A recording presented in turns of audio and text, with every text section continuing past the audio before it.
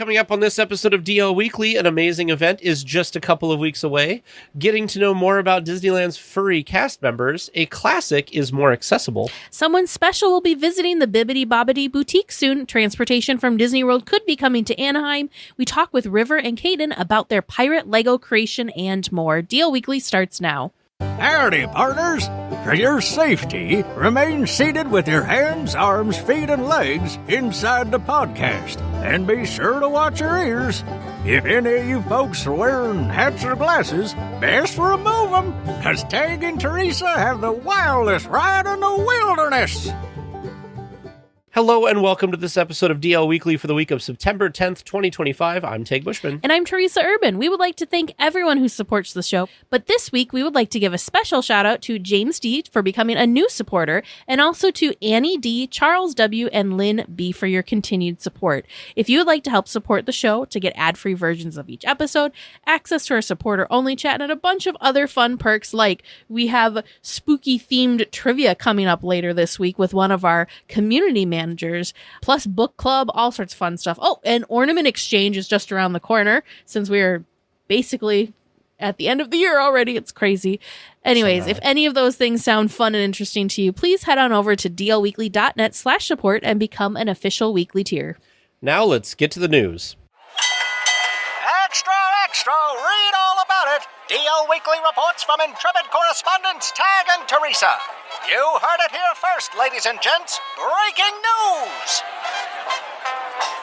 Well, a great, wonderful event is coming up in just a couple weeks, and Teresa and I are both going to be there. We are, of course, talking about the 2025 Dreaming Tree Gala that is happening at the Disney Family Farm, of course, in Marceline, Missouri.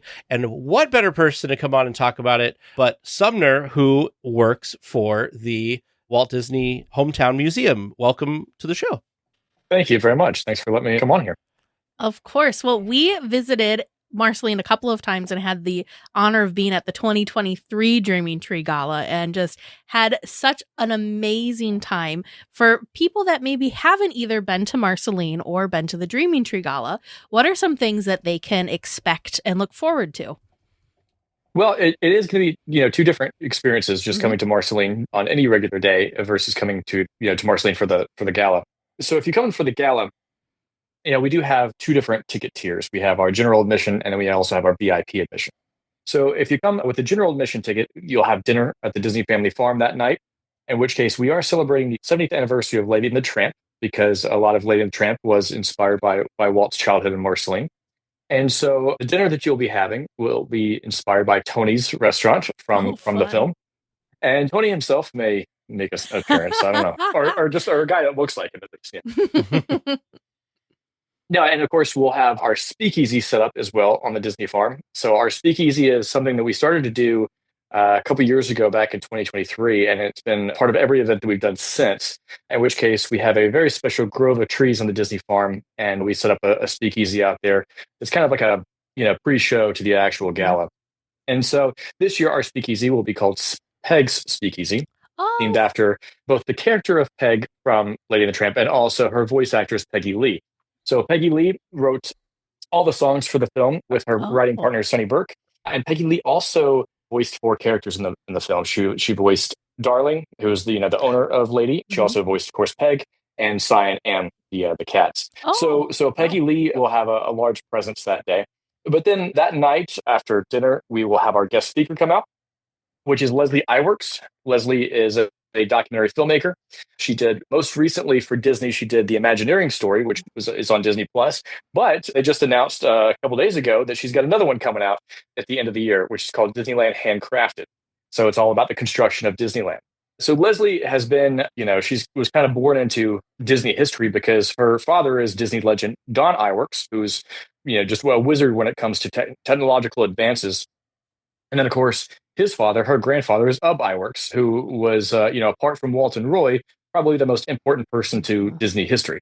Ub Iwerks famously went at Walt's request from Kansas City to Hollywood to help him start a studio out there, and was very instrumental with not just the Alice comedies and Oswald the Lucky Rabbit, but also the creation of Mickey Mouse as well. So Ub Iwerks then left Disney for a while and had his own studio, but then he came back to Disney after about a 10-year hiatus, when he came back to Disney, he came back as a special effects guy. So Ub Iwerks, when he came back to Disney, didn't want to animate anymore. Instead, he wanted to experiment with new things. So he's very influential with a lot of the technology that we see in the parks as well in the films, and also kind of setting that precedent, what Disney is known for, always kind of innovating and kind of pushing the boundary. So Leslie will be there to talk about her Disney life and as well as her family's Disney life. Mm-hmm. And then, of course, we'll end the night with our Kiss Goodnight fireworks. So if you don't know the story, the first time Walt Disney ever saw fireworks was at the Disney farm. And he thought that it was the perfect kiss goodnight. And so there's a book that two Disney legends, Floyd Norman and Richard Sherman, collaborated on called A Kiss Goodnight. And it follows Walt seeing fireworks for the first time on the Disney farm over the 4th of July, and how he wanted to give that same sort of kiss goodnight as a thank you to his guests for coming to Disneyland.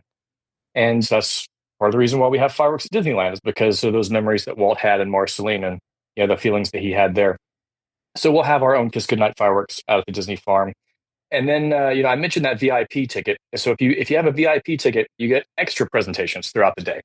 So our VIP ticket has three different presentations that you'll be able to have access to. The first one is going to be, we talked about Peggy Lee earlier. Mm-hmm. So her granddaughter, Holly Foster Wells, will be here to talk about Peggy Lee and creating the songs for Lady and the Tramp, as well as Peggy Lee's niece, which is Marcy Carricker Smothers, Disney historian. So the two of them will be talking about Peggy Lee and her connection to Lady and the Tramp. And then after that, we will have Matt McKim, who was a retired Imagineer. Mm-hmm. Also, his father was Sam McKim, who was one of the earliest Imagineers, well known for, he did a lot of things at Disneyland, but he's really known as kind of the map guy. Mm-hmm. So he did a lot of the iconic maps that we know of Disneyland. And then our third presentation will be Don Perry. So Don Perry, Disney historian, he just recently wrote a book with Pete Docter called Directing at Disney, which is about a group of directors who directed the animated feature films back in Walt's time. So Don Perry will be on hand to talk about his book and working with Pete Docter on that. What a lineup. First of all, like the familial ties to Disney and the history just from a handful of, all of the guests. I guess Don's the only one that doesn't have that same fam, but that's just wild. Years, decades of different stories, and wow, it's going to be incredible. And the other cool thing that I think is so cool that you can only do during the Dreaming Tree Gala or any other special events is actually visit the Walt Disney Family Farm, because it is privately owned. So you can't just go hang out there whenever you want. So it's very special that you get to have dinner and be on the grounds and all that. And then, like you said, enjoy the fireworks. It's just, it's electric. There's magic there for sure. Well, I will say the farm itself, even if you're not there for the gala, the barn, Walt's barn is open to the public, mm-hmm. Yeah. But it's a 45-acre farm, so that portion is open to the public, but most of the farm is not. Yep. So like you said, it is a very special access that you only get during this time, mm-hmm. and you certainly don't get access to that grove that the Speakeasy is in during the regular year. So right. Plus, you don't get fireworks there every night either. It's not like Disneyland. That's very true. I also do want to say we do have, a couple other special things that we're doing just for the gala. And that is something we typically don't do is guided tours of Marceline. Mm. But we are going to have guided tours of Marceline for all the guests that are going to be at the gala. That will also be something that's available as well. So even if you just have a general admission ticket, guided tours throughout Marceline are a part of that as well. And you definitely want to do that, because Teresa and I, if you ever go to Marceline, if you can't make it for this event, which you definitely should try, or if not, next time they do it, definitely do it, there's like a QR code thing you can scan and get all this kind of like tour, like self-guided tour. And there is you think like Marceline's not a very large town, but there are so many cool little places. And of course, Walt has touched all of them seemingly, and the guided tour would just be like a nice like package it all up, into one. Oh, sure, so, yeah. Well, it's like what you're saying is all these stories about Marceline. It's like everything in Marceline has a story to it. Yes. Whether we realize it or not, and I'm still learning stuff. Every day it's like I'll find out something new. For example, I'll tell you something recently that I just found out, or just kind of re-realized, I guess you could say. We have a lot of biographies about Walt Disney, but there's not a whole lot of biographies about Roy. However, there was one that was written by Bob Thomas, who also wrote Walt Disney, an American Original. So Bob Thomas wrote one on Roy in the 90s, I think. And it's out of print and it has been for a while. But I was going back and reading that not too long ago. And I found out that the first time that Roy Disney ever went into a business venture was here in Marceline. He planted his own popcorn on the Disney farm Oh, and grew it and then sold popcorn in town. And so Roy's popcorn may be making an appearance at the gala as well. That How may be, fun. that may be another story that we bring in. So it's just things like that. Yeah. There's so many stories that relate back to Marceline or that happen in Marceline that, we just, we walk past these places every day and we kind of forget, the history that's been there. That's what's always just so incredible to us. Like the times that we've been there, we've gotten to chat with some of the locals, and we're just like, what is it like to go to Walt Disney Elementary? And you have all of these like Disney characters painted by Disney animators that are just adorning your halls as a child. And like, it's one of those things that when you grow up around it, you don't realize it's special. But there's so many people, like actually everyone. I can't think of one person that we ran into that was kind of like, Disney. But everyone's like, it really holds a special place in everyone's heart there. And it's very cool how it's just very woven into the fabric of the community itself. And it's not just like, there's, a touristy thing over there. No, everyone's very proud of that history. No, I'm glad that you said that. I'm glad you brought up, talking to the locals and things like that too. One of the things that really stuck out to Walt about his time in Marceline was the sense of community he experienced here. And that sense of community was something he really longed for with everything else he would do. In fact, Neil Gabler, who wrote one of the biographies on Walt, he kind of suggests that Walt spent the rest of his life trying to recreate that same sense of community, whether it was building a studio or a theme park or trying to build his own literal community. He was always trying to recreate those feelings of Marceline. I still feel like that sense of community is still very much a part of Marceline today. And I'm not originally from here. So as an outsider, you could say, coming into it, it was very evident for me because I'd never experienced that anywhere else before. And I do think that's something that Marceline really is able to shine, when guests come in is people are really able to see that sense of community. And it's very genuine and it's very real. But it's, I think, that same community that Walt would have experienced as well. And, I often joke with people that because I've never lived in a small town before moving to Marceline. And it's still kind of something I'm getting used to in a way. But, people will ask me, what's it like living in a small town? And, I often joke that I feel like I live in a TV show environment. It's kind of like a Mayberry type thing. And, I often joke too that it's like, the old Mickey Rooney, Judy Garland movies where it's like the whole town gets together to put on a show. That's really kind of what Marceline is like at times, particularly when we put on a show. So for the gala, you will see the whole town kind of getting together to put on a show. We have volunteers all over town that come out and help us put on a show for you. Yeah.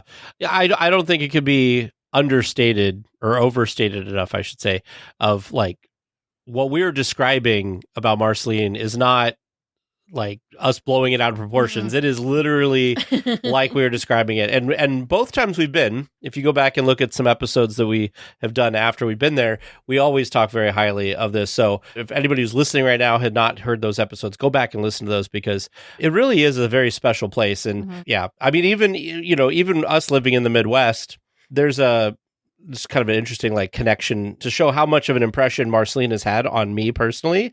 There's a new pizza restaurant in town here.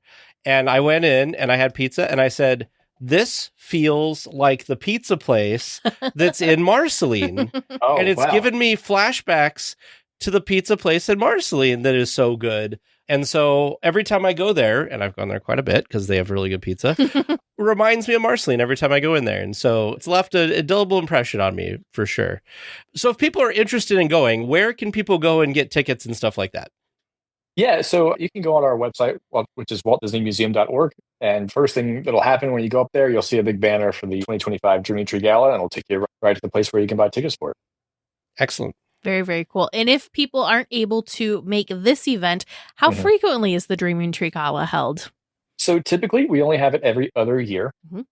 Now, I will say, a lot of that is kind of logistical things. Yeah. So we always got to the Expo or D23, the Ultimate Disney Fan Event, as it's now being referred to. So we typically go out there, which is every other year as well. So the gala was kind of the offset of years. So we would do the gala one year and then go to the Expo and then vice versa. And then we in the past, there was every other year we would have a D23 event in Marceline, which would happen every other year as well. So one year would be the Expo, D23, and the other year the Gala. When COVID hit, that kind of made a shake up a little bit Sure. Yeah. to the event schedule. So it's kind of happened in the last couple of years that we've had a D23 event and the Gala the same year, which is a little bit challenging for That's us. a lot. Yeah. Because we have a small staff. But it is obviously it's totally worth it, and it's a lot of fun. But it typically happens every other year. But I will say this: there may not be a gala next year, but next year is the museum's 25th anniversary. Oh. So there is a few exciting things that we're planning on doing. We're kind of taking a page out of the Disney Parks playbook, which is stretching a 1 year celebration into several months that extend beyond just 1 year. So we may be we may be having some other events coming up after this gala, not necessarily a gala, but still events. Still fun stuff. Marceline. Very, very cool. And that's just going to be on the WaltDisneyMuseum.org site. It'll have all of that. Yeah. Okay. Whenever that's announced. We'll have to have you or Kay back on to when that announcement has been made so we can talk about that too. How 25 years. That's amazing. So the museum actually opened in 2001 as part of Walt Disney's 100th birthday celebration. Oh. So, yeah. There you go. Look at that. Amazing. Well, I hope somebody listening to this episode right now, at least one person, decides to do this, and hopefully we'll see you there in a couple weeks. I know we do have a couple listeners, weekly tiers, that already had booked their tickets that we're excited to meet up with and see, but maybe this will tempt a couple others to come join the fun in Marceline. And I will say, as magical as Marceline is, I am realistic about it at times, which is, Marceline is not always an easy place to travel to because, we're 2 hours outside of Kansas City, which is going to be where the closest airport is, or municipal airport, I should say, is going to be international airport. And we're not necessarily along any sort of major interstates or anything like that. So it is definitely a pilgrimage or a journey that you make to get here. And sometimes when we have events, it kind of softens that a little bit for people and kind of gives them, an easiness about traveling to Marceline for the first time. Yeah. So I will say too, though, it is different. Like the town and the experience is different during a gala weekend than just like a regular weekend if you go visit Marceline. So I would suggest doing both. Experience it both ways. Yeah, thank you. I would suggest the same thing too. Yeah, because it's such a different vibe.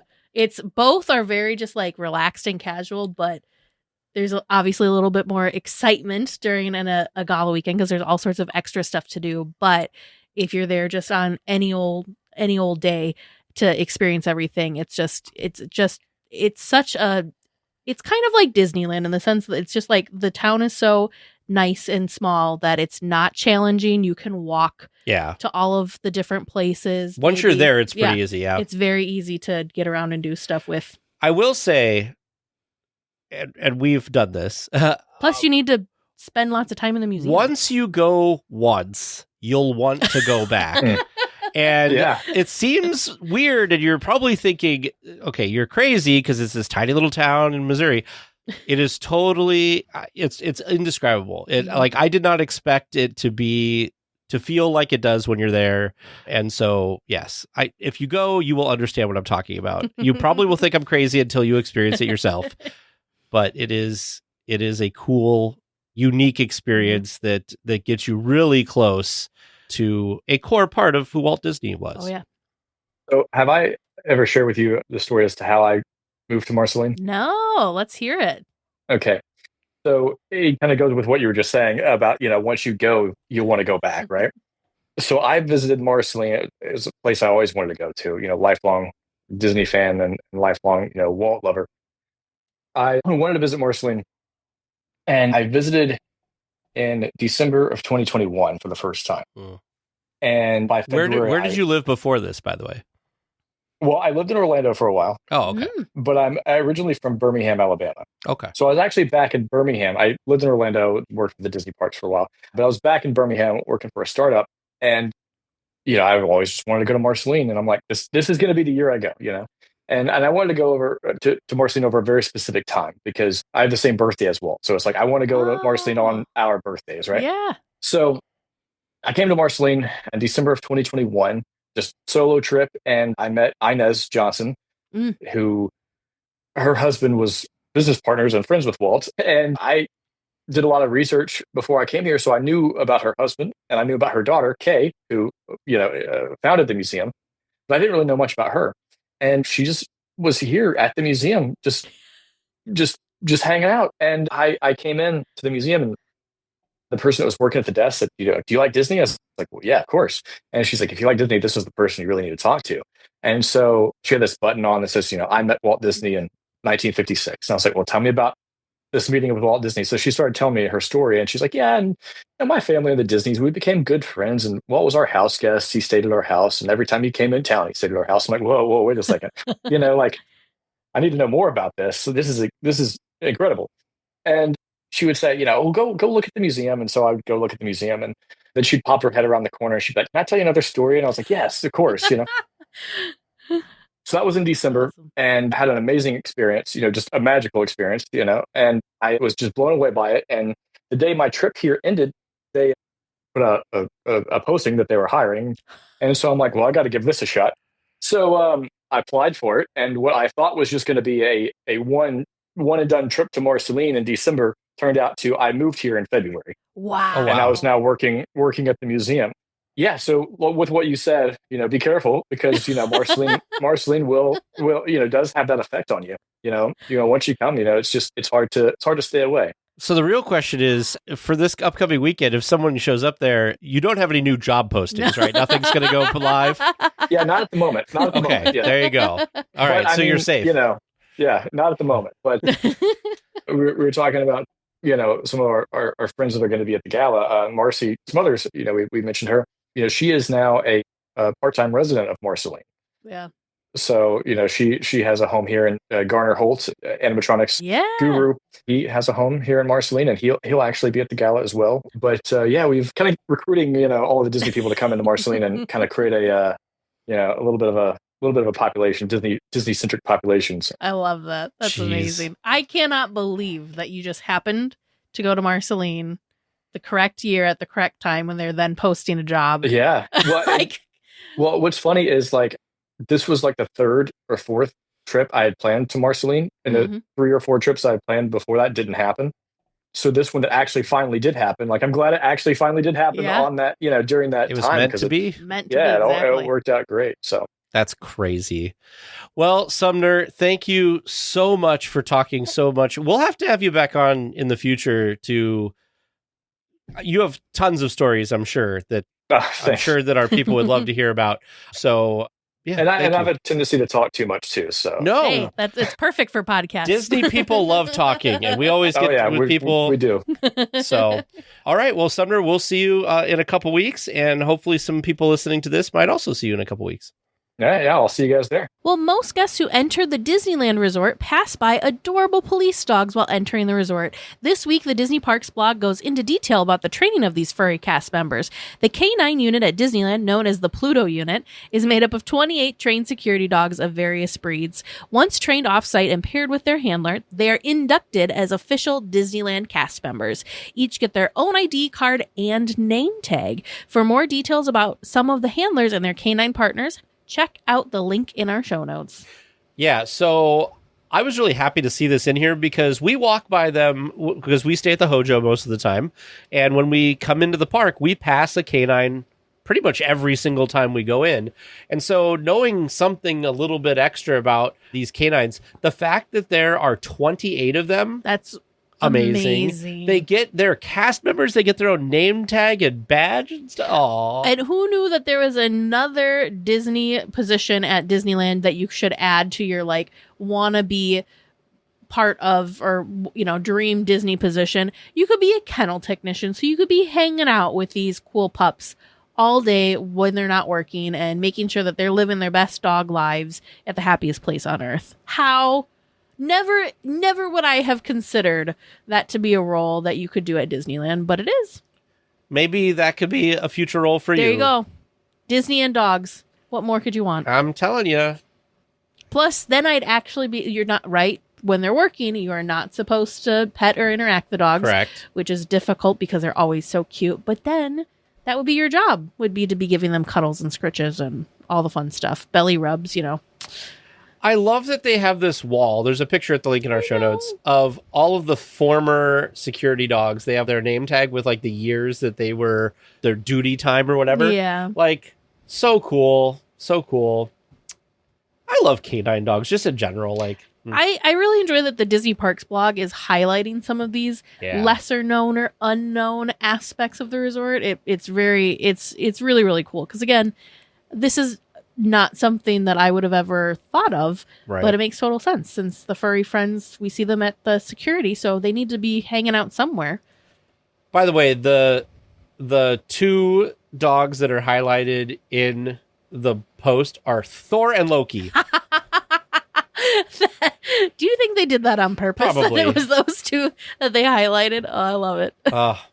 We had I don't know if you knew this, 10 years ago, when I worked for the news station here locally, more than that even, one of our local police canines, you know what his name was? What?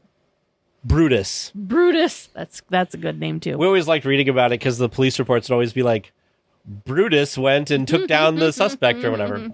Anyway, a Disneyland food staple is now available without a dining reservation. The Monte Cristo sandwich, previously at Cafe Orleans and the Blue Bayou, has been added at the Royal Street Veranda. The classic treat, a deep-fried sandwich filled with ham, turkey, and Swiss cheese, dusted with powdered sugar and served with jam, is just $13.99 at this location. So it is a half sandwich portion. So if you're like, wait a minute, when I get it at the Blue Bayou or at Cafe Orleans, why is it twice, if not more than that? It's a healthier portion, Teresa. It's a healthier portion. I was going to say, which one? The larger portion? No. The veranda one, because this is a deep fried sandwich. I'm not even someone who particularly likes ham or Swiss cheese. And there's just something about the flavors all melding together with the Monte Cristo with the jam that you dip it in. I thought about you. I don't like ham, turkey, or Swiss cheese, but this together all works. It works. I thought of you when I saw this. You're the whole inspiration of why this is in the news. Because remember at Touch of Disney, how they had the smaller size at Smoke Jumpers, and you're like, why don't they do this all the time? Now they do. Now they do. You can get a grab and go Monte Cristo sandwich. Yeah. They have the breakfast version, the Monte Cristo waffle. Yeah, which I didn't think was as good as the original Monte Cristo. Yeah, I feel like this will be happening. Well, one thing that I really like about this is the jam. The jam is really good. It is. But we did did a real-time update. Unfortunately, if you are a fan of the all-cheese version of the Monte Cristo, that, as of now, is not available at the Royal Street Veranda. Only the original with the ham, turkey, and Swiss. Maybe I hope they change that. They might. For all of our veggie friends, our non-meat friends. Seasonal preserves. So it changes. But the one I had when they had it at Touch of Disney, very good. So. Do you think you'll get that on the next trip? Maybe. I'll probably share it with somebody for sure.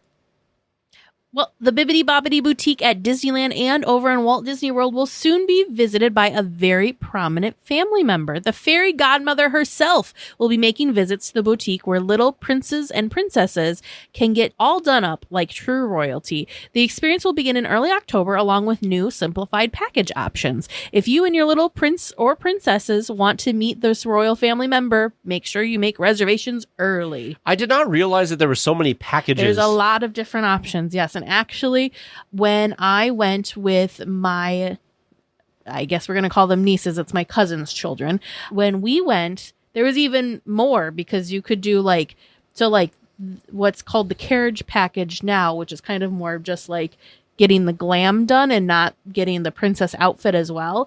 There was different variations of that. So you could have it with, do you want some fake hair, or do you want these different styles or whatever? So it had been more complex. It was more simplified, and it sounds like we're going to get even more streamlined for all the different choices. Lots of different options, though. Okay, so I've never really looked too much into the Bibbidy Bobbidi Boutique. First of all, Why has the fairy godmother not been part of this? Because from it's the all beginning? of the fairy godmothers in training. Yeah, but the ones- fairy godmother should be overseeing that. Don't Oh, you I think? see what you're saying. I did not know what the pricing was. I had an idea in my mind what the pricing was. It varies. If you are a prince, a little prince, you get the deal of the lifetime here because the night package starts at $20. The deluxe night package starts at $80.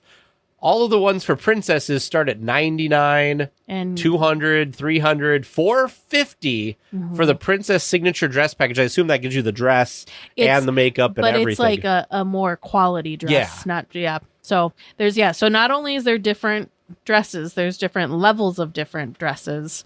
It's quite the thing. But it is a very, very adorable and has to be very magical experience for these little ones. When I was a younger kid, I would have loved to have gotten like the prince package or whatever, Yeah. the night package, because I would have totally been into that whole thing. It's just crazy. I was just trying to see. Oh my goodness, yeah. Mhm. Oh yeah, so the deluxe gets the night costume, a mighty sword and shield, and hairstyling with gel. The regular night package is just the sword and shield and hairstyling, so you don't get the night costume with it. Okay. That's cool. Yeah, it's. I'm curious to see what the simplified version is going to be looking. Yes. What that looks like. Well, a new public transit system that is already at Disney World might be making its way to Anaheim before 2028. The Anaheim Investigator, run by an independent journalist, found through open records requests from the city of Anaheim that discussions are ongoing for a gondola system to connect the Honda Center to the Anaheim Convention Center and the Disneyland Resort. The report states that they want this system up and running before the Summer Olympic Games coming to Los Angeles in 2028. This was absolutely wild. And if you are a supporter and in our Discord chat, I couldn't handle my excitement for this news when I was pulling stuff together that I had to put it in the chat and share with everyone because this felt like it came out of nowhere. And I feel like nobody's talking about this, but this would be huge. This would be massive. And it's well along its way. It's not just a rumor or anything. There's concept art. There's proposed what the route could look like and all sorts of stuff. I am oh my gosh, there's even like concept video that Tag just pulled up. Well, this is from the company that says that they're going to make it. Got it. I was like, my goodness, but I am flabbergasted by this. This would be huge. This would be so cool. The other thing, it won't be for this upcoming D23, but think about getting folks. It's another option to get people from the convention to the Honda Center even as well. So I went down quite the rabbit hole yesterday when this news story came up. Does. Because I'll tell you why. So if you click, we have a link to the show notes to the AnaheimInvestigator.com article where this all came from or started from. The very first picture shows a gondola line, a typical like gondola, like the Skyliner in Disney World or whatever.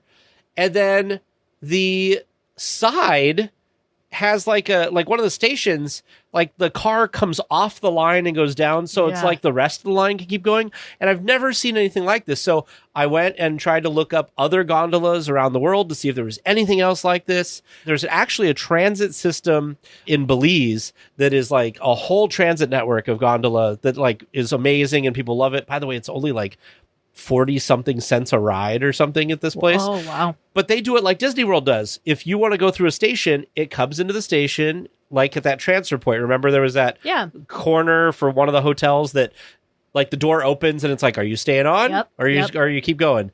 It's like that. So I've never seen anything like this.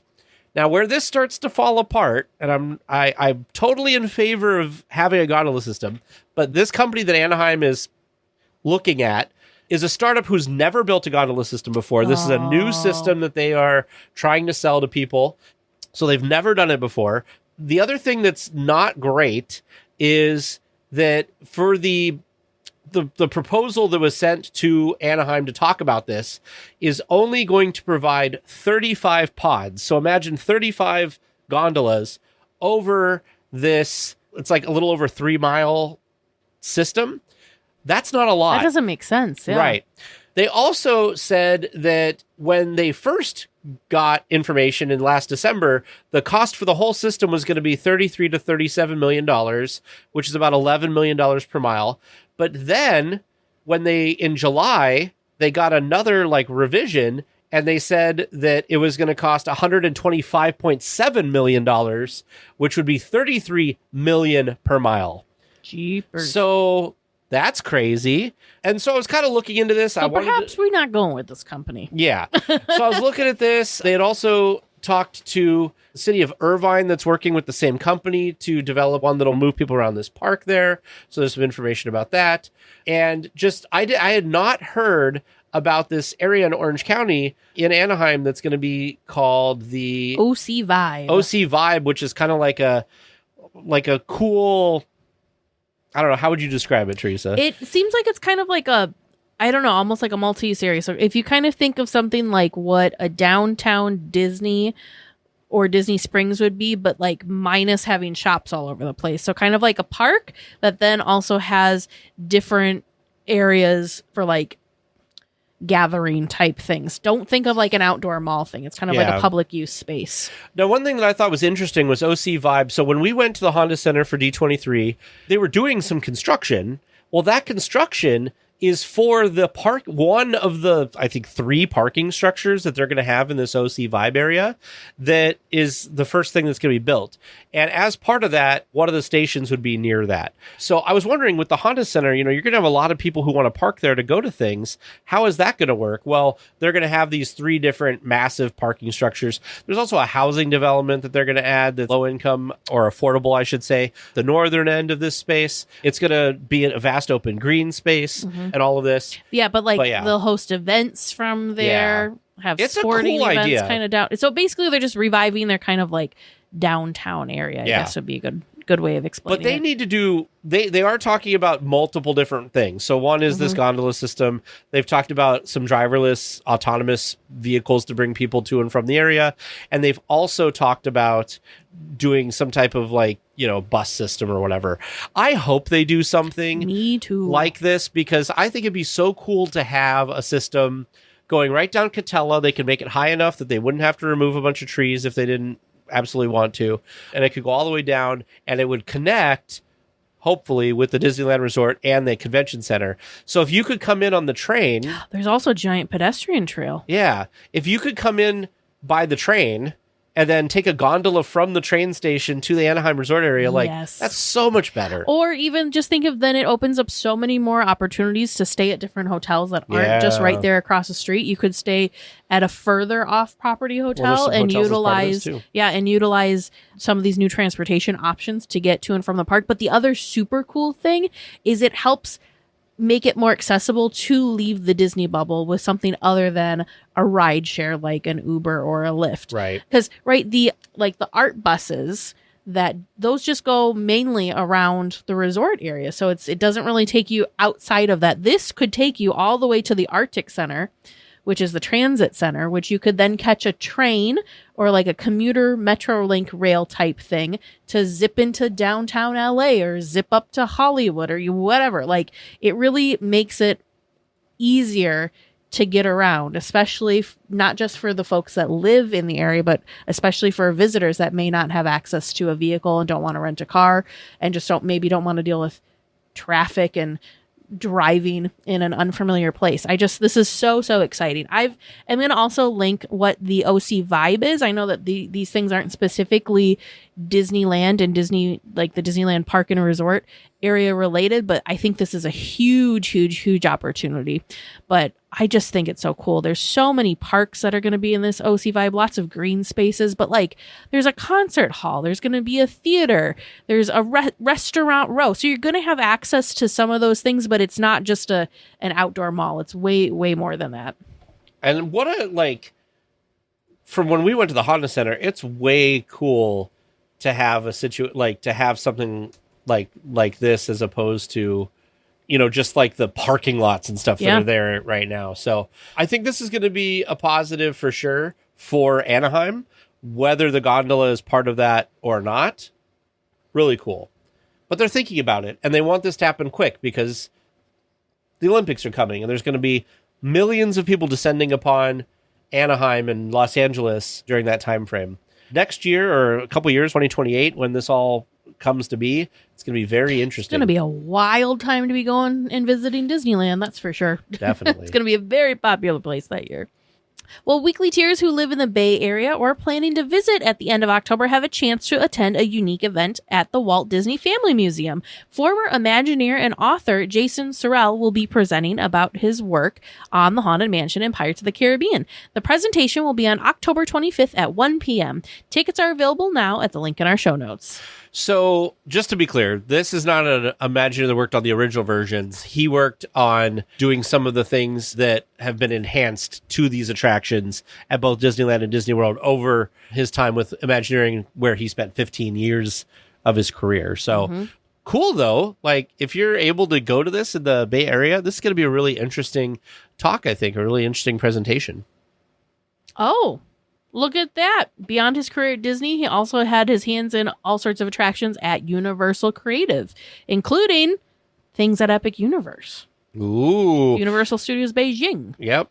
Very, very, very cool. Yeah, Universal Studios Beijing is also very highly regarded in the theme park world. We don't hear a lot about it because it's in China, but also very spectacular.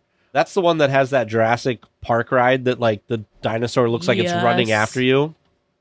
So, yeah, tickets are on sale. Check out the link in our show notes. The other thing, too, if you are a Disney book person, Jason wrote, I feel like every Haunted Mansion big fan has either seen this book, owns this book, heard of this book, but of course I'm talking about the Haunted Mansion Imagineering a Classic. Jason wrote that. Oh. So I've got a copy in my collection, and I had one prior to, knowing that he was a former Imagineer. It's just like, I feel like it's the quintessential Haunted Mansion information behind the scenes book. So that was Jason. So if you're a big Haunted Mansion fan, all the more reason to go. Well, a local Anaheim hotel is offering something new just in time for this Halloween season. Sargon's Darkwood Chamber is a Gothic-themed room that is reminiscent of the styling for the Haunted Mansion. This is at the Anaheim Majestic Garden Hotel, which is located behind Disneyland. The room features dark decor, skeleton lamps, patterned wallpaper and carpeting, creepy paintings, and velvet drapes. If you want to add a night in this room to your Halloween trip, check out the link in our show notes. This was wild because, of course, I had to look because I'm like, oh! And of course, since it was just announced, I had to look to see, is it available for our next trip? Because how fun would it be to stay in this room for our late October trip and really get into the spooky season? So it is available for our trip. However, it is like $500 a night almost. So that is a little out of our trip planning budget for this time around. But I could see this being a fun, maybe a night or two, not the 7 nights that we are going to be there for. So yeah, I just thought it was so fun. Maybe it was $450. It does include parking, and I want to say it does include breakfast, maybe. So there are some fun things. But look at this photo. There's a skeleton is the base of a standing lamp in the corner. They did a lot of really, really fun things. It's creepy, it's eerie, but it's not gonna give you nightmares kind of scary, if that makes sense. Yeah. Whew. If you want a unique experience, it's definitely probably, I just picked up one night. So the night that we are doing Oogie Boogie Bash, which would not be a good night for us to do it, but I just picked one. So just that one night, looking at it right now, $421.07 with taxes and fees all included in there. So it's definitely something that's going to be kind of a special occasion for you. But we've heard really good things about this hotel. A spooky occasion for you, if you will. Yeah, we've heard good things about this hotel. There is a sushi restaurant at this location that has been highly recommended and people think is really amazing. We do have to try to eat there one of these times. I don't know if it'll happen on this trip, but it will happen eventually. Because one thing that Disney, for us, is lacking is good sushi. I'm telling locally you. There. They should have had a Harryhausen's. Missed opportunity. But I'll die on that hill. Maybe we'll get a Harryhausen. Oh, no, it did. It looked like there was going to be a Harryhausen's coming to Walt Disney World. So one can hope. One can hope. I, up, down, touch the ground. I think of things to chew, like honey and milk and chocolate. with a hefty, happy appetite. I'm a hefty, happy poo. A rumbly in my tumbly means it's time for snacks. Well, this week in Snack Chat, we are rounding out some of the last restaurants in DCA. This easily is one of our, I can confidently speak for the both of us, and actually probably for all four of us. This is one of our favorite locations. Of course, I'm talking about Lamplight Lounge. So not only can you get lunch and dinner there, you can get adult beverages there, but they also have brunch. So let's start with that. So for brunch, of course, they have a few entrees. I'm going to start with James's favorite because I had never even heard of this before until Lamplight, and now I see them other places. And James said he has not had as good of this as Lamplight Are you Lounge. telling me I should probably go make us a reservation for brunch? Probably. Okay. Lamplight Chilaquiles, which is our house-made tortilla chips tossed in a 3 chili red sauce, cheddar jack, 2 eggs up, queso fresco, cilantro serrano crema, and sliced avocado topped with papitas. And this is a serving. Yeah, really, this is it's a shareable. Yep, yep.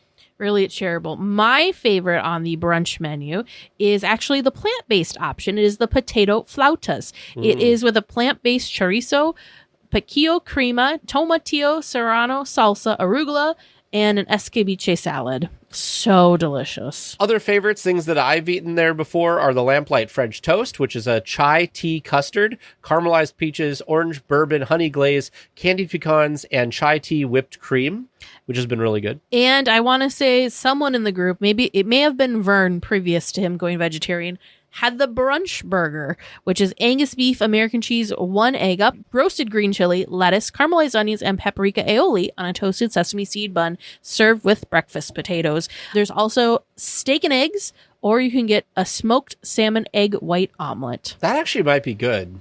That comes with a dill cream cheese, avocado, I and bet crispy you that capers. sounds right up Served your with green alley. goddess baby gem salad and breakfast potatoes. So moving on to lunch and dinner, I want to just verify real quick. I believe it's the exact same menu.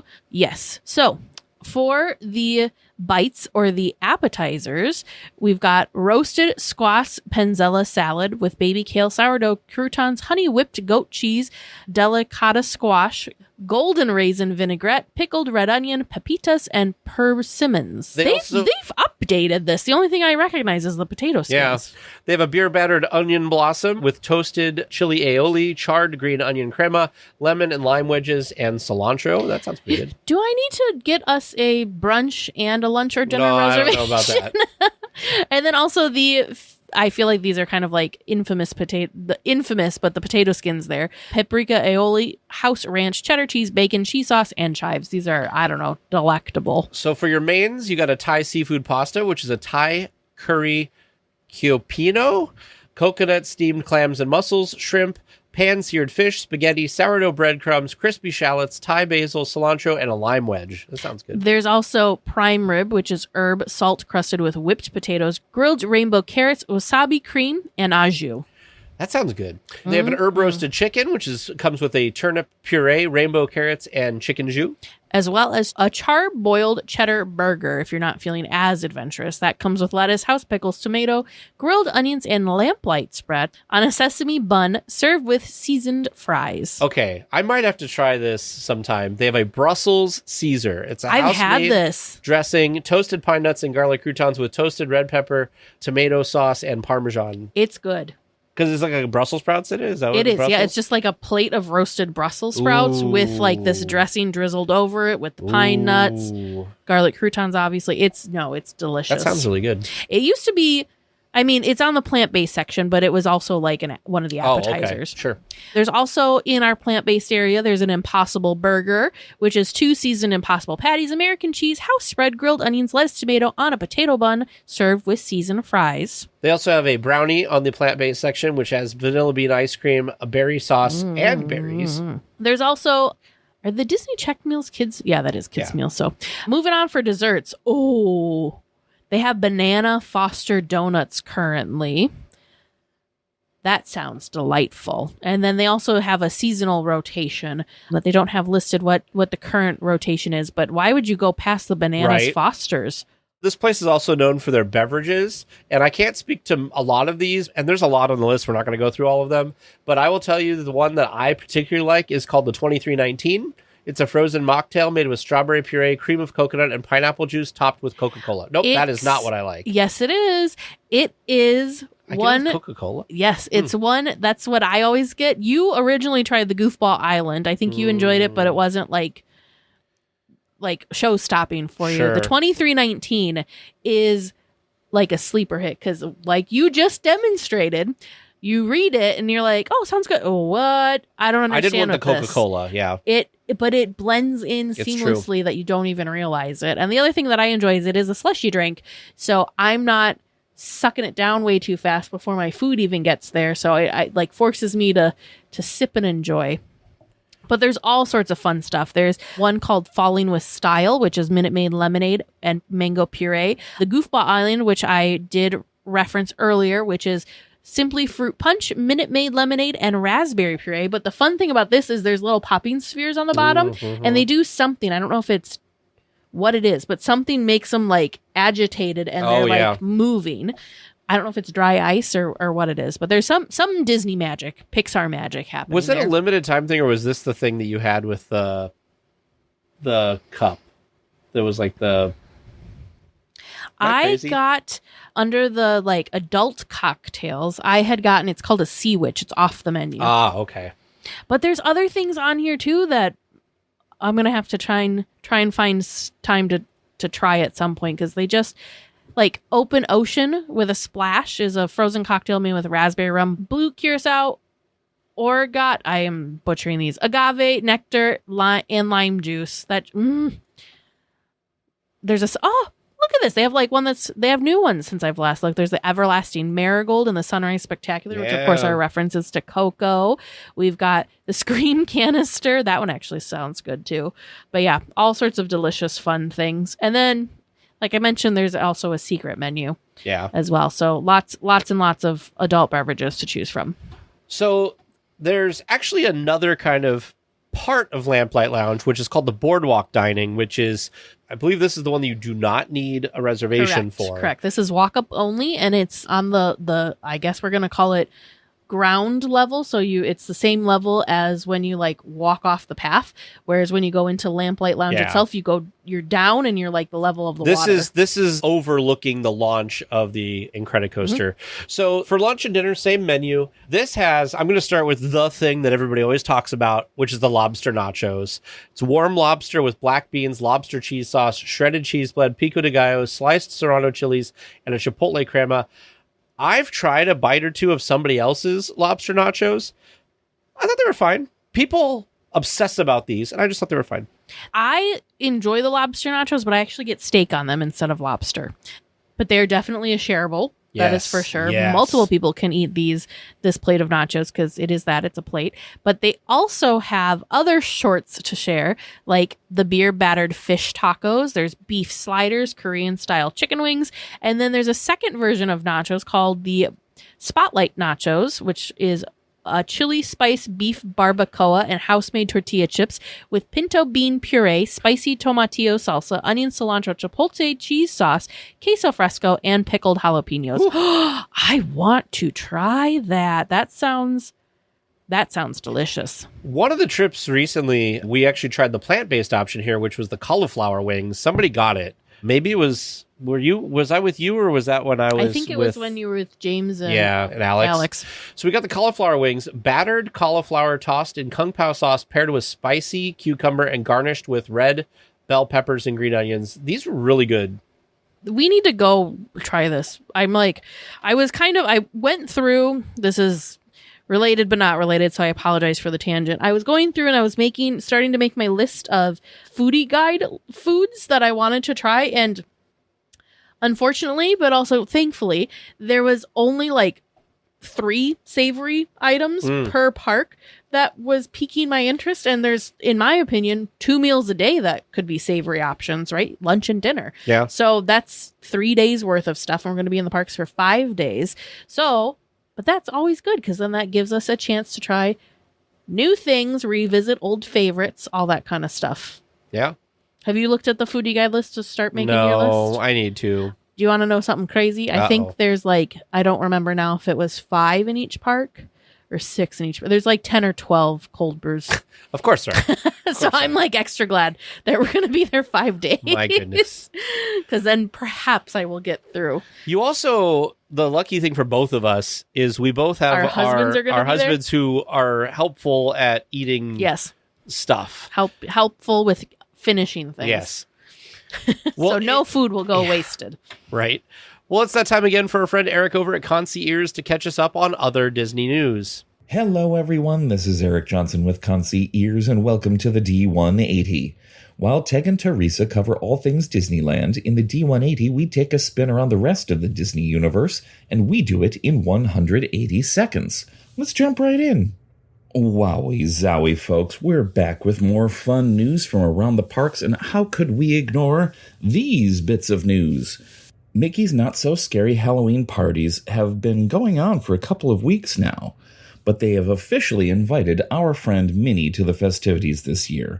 Yep, Mickey made some space in the Town Square Hall, and now visitors to this spot during the Halloween party get to visit 2 Disney characters at once, and they're both wearing their costumed best.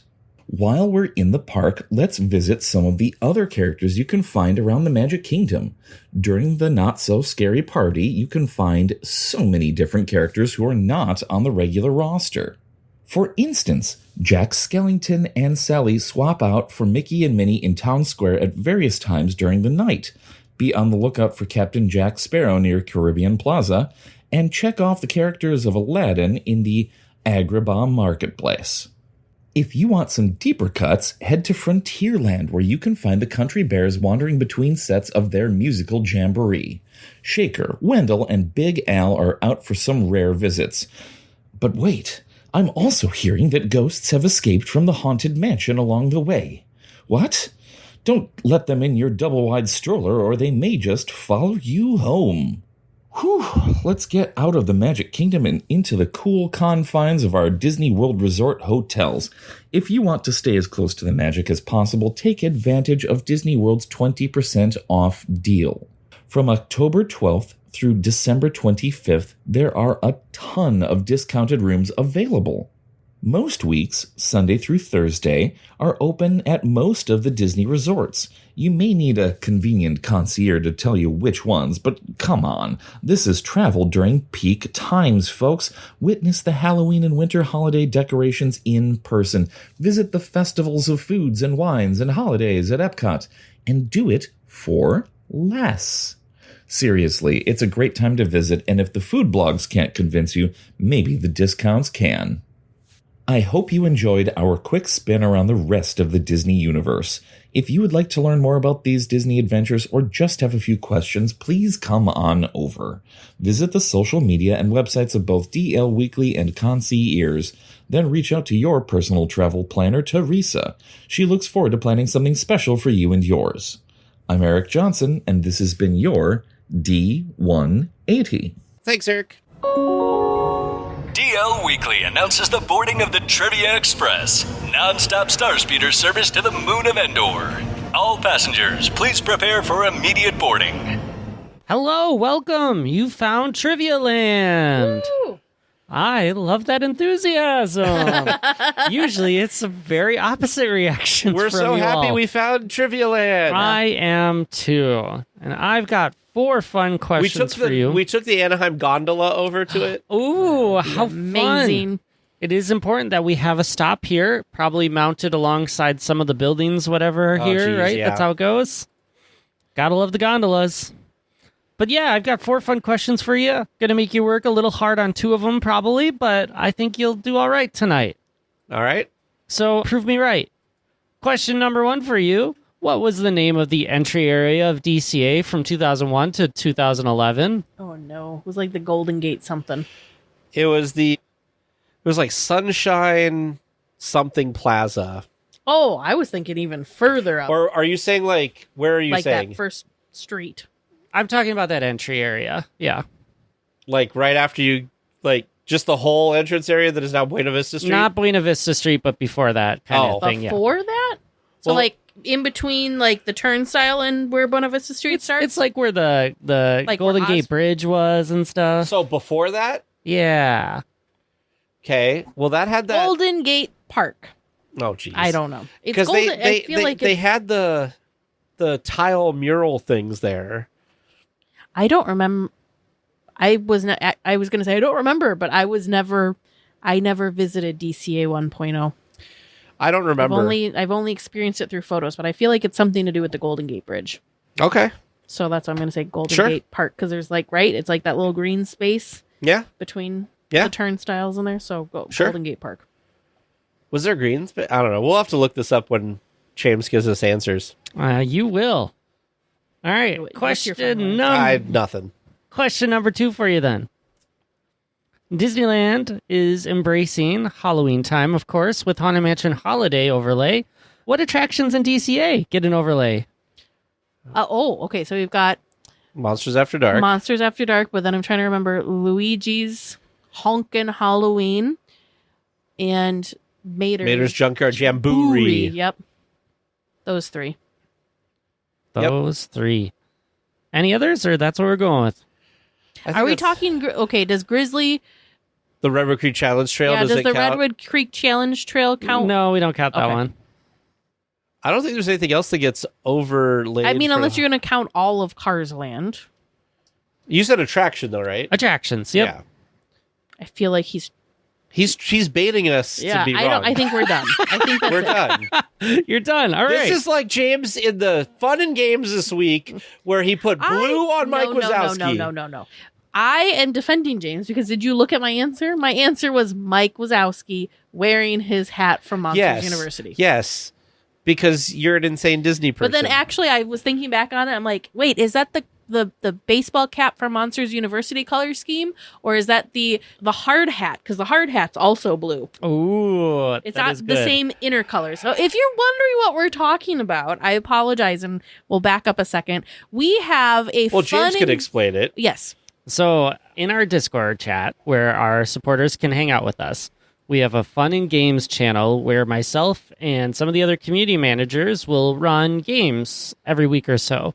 And so for the past 2 years, I have been doing a game of color lines where I take the palette of Disney characters and I try to match the color in order from top to bottom of the color of the characters so that it can be somewhat identifiable. Some work a lot better than others. In this case, I did young Mike Wazowski. So you can imagine little green ball with his big eye wearing his cute MU Monsters University hat on top. And so I had to include the colors on top, which led to great comments like from Ryan P. of, "I'm so dense, I literally thought to myself, that looks like Mike, but what would be on his head?" Well, there you go. I feel like I feel that you were totally in the clear this week, James, because I was the first person to answer, and I also Well, that's why you think he's in the mentioned- clear. Well, no, because like that was like I was the first person, so it wasn't even like I saw someone else's answer. And It's Mike true. Was like, oh yeah, that's what it is. So that was my original answer was Mike wearing his baseball cap. If you want to get involved in this stuff, DLWeekly.net/support. Become a supporter at the $3 $3 or level. above level, and you could get in on this. Every Monday, James posts a character color there's corner. Character color corners. There's close-ups of random things in the park, and you have to guess what the thing is and where you can find it in the park. There's audio clips that are taken throughout the park that could be current or past things that Those are were hard in the sometimes. parks. Those are difficult at times. And then there's one that's called chain reaction, that it's different words. So kind of think of like a Wordle. Some people call it a word ladder, where you have one word that leads into the next one. I had never heard Chain of it. Reaction's the game show that built itself on this. Gotcha. Oh, well, there you go. That one's fun because you don't even have to have like vast Disney knowledge to be able to participate and win that one, because it's just how good are you with words Yeah. that relate to each other. Anyways, moving on to this current trivia that Yes, we're halfway there, and now I need to make sure you have your pen and paper ready because this is going to be a long list. Here's the list.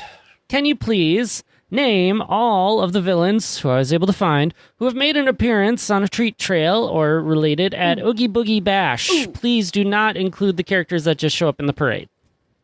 So okay, did Just you treat say trails. just the treat trails? And who have ever shown up, it sounds like. Basically, the treat trails, or they have like their own specific set area that they were in. No, they weren't just like. Well, let's go spot. easy. Oogie Boogie. Okay, we're going Starting strong. Was Oogie Boogie. Well, every year, technically. Well, but... yeah. I'm just thinking of the first year. And Well, you went to Sid, the first year, didn't you? And Maleficent and Cruella and Dr. Facilier had a meet and greet. His meet and greet actually was pretty cool. Wasn't Mother Gothel? I guess she was later. The Mad Hatter. Oh, yep. I want to say the Evil Queen, so like the Snow White Evil Queen. Yep. And I want to say that was it for the first year. We also had, Mother Gothel. Madam Mim. I know we're not getting out of order, but... We got to try and go in order because they moved around. Takes like, I just got the ideas. You got to go with them. Madam Mim. Okay, so then we'll go Ernesto de la Cruz. Hades. Sid. We already had Sid. Okay, yep. Hades. Who's the guy from Big Hero 6? I don't remember what his name was. I can't remember his name. Can we just say Big Hero 6 villain and that counts? I will accept that one. Oh, we also had Doom. Dr. Doom. We also had I can't say his whole... Doofenshmirtz. Doofenshmirtz, yeah. We had the 3 Hocus Pocus witches, but they were Minnie Mouse and Clarabelle. Treat Trails first. Oh my god. We can only... Okay, I'm trying to... I will tell you, I put that in parentheses as they're probably going to say this one so we can give them credit for it. I have Sanderson's sister costumes in here, so you can pat yourself on the back for finding the bonus answer. I'm trying to think. So I'm just thinking of areas of where things were. So I've only ever remembered Maleficent and, Judge Doom. I thought you said Judge Doom already. Nope. Who'd you say before Doofenshmirtz? She said Dr. Doom, and I was getting very judgy for bringing in the Marvel villain. That's what I was trying to make up a name for the Big Hero 6 villain. Oh, okay. No. Yeah, I was like, I don't know. Yeah, wrong universe. Wrong universe. So who else have we had? Okay, I'm trying to think. So Oogie Boogie's always been in his same spot. The only Doofenshmirtz has been the only treat trail with a villain in its current spot. In the Disney theater? I think we're missing somebody that was on the stage. I don't remember who else would have been on that stage. Maybe Cruella has been back there every year. Are you talking? Okay, hold on. Are you talking about the exterior Hollywood backlot stage? Yeah, because isn't Doofenshmirtz in the Disney theater? He's only ever been. That's the only person that's ever been in there. Is him. Ernesto and Mim both flip flop for that little tiny space in the back. The big queue up area, if you will, for the theater there. Oh, Agatha. Oh, yep, Agatha. Good catch. Agatha's only been. It's only ever been Agatha there. Dumb question. So they don't have any of the Cars people out during the thing, right? They do, but they're not treat trails. Okay. James, you're not counting any Cars people. I am not counting any Cars people. Those are cool, but not counting. Gosh, who else was on the backside of the Grizzly Peak area where there's the waterfall? Was it just... The Evil Queen was there for a while. And then Mother Gothel was there. And then now Maleficent is there. Oh, okay. There's nobody behind Soren right now. Okay. That used to be Maleficent and then Judge Doom.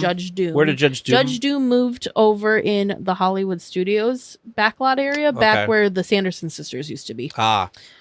Did they leave? They're over by the, across from the Little Mermaid against the water. They moved them there. Okay. I don't remember if anyone else has been on that stage, though. That's my holdup right now. I only remember Cruella because they had, the cool background. And Hades is there currently. And Hades. I think we got it for there. Okay. Do you have all of our lists, James? I was able to hear and mark your list. Okay, so are we doing just treat trails, or do you want to do meet and greet characters, too? You have given me a very good list. Okay, we'll stick with our list. Okay. Because Bruno was a meet and greet where you had a backdrop and... Oh, totally forgot about him. Yeah, I didn't count Bruno, but did come up. There was Kingdom Hearts characters. That's the one that I was like, I don't know the names of the Kingdom Hearts characters. Sora's the hero.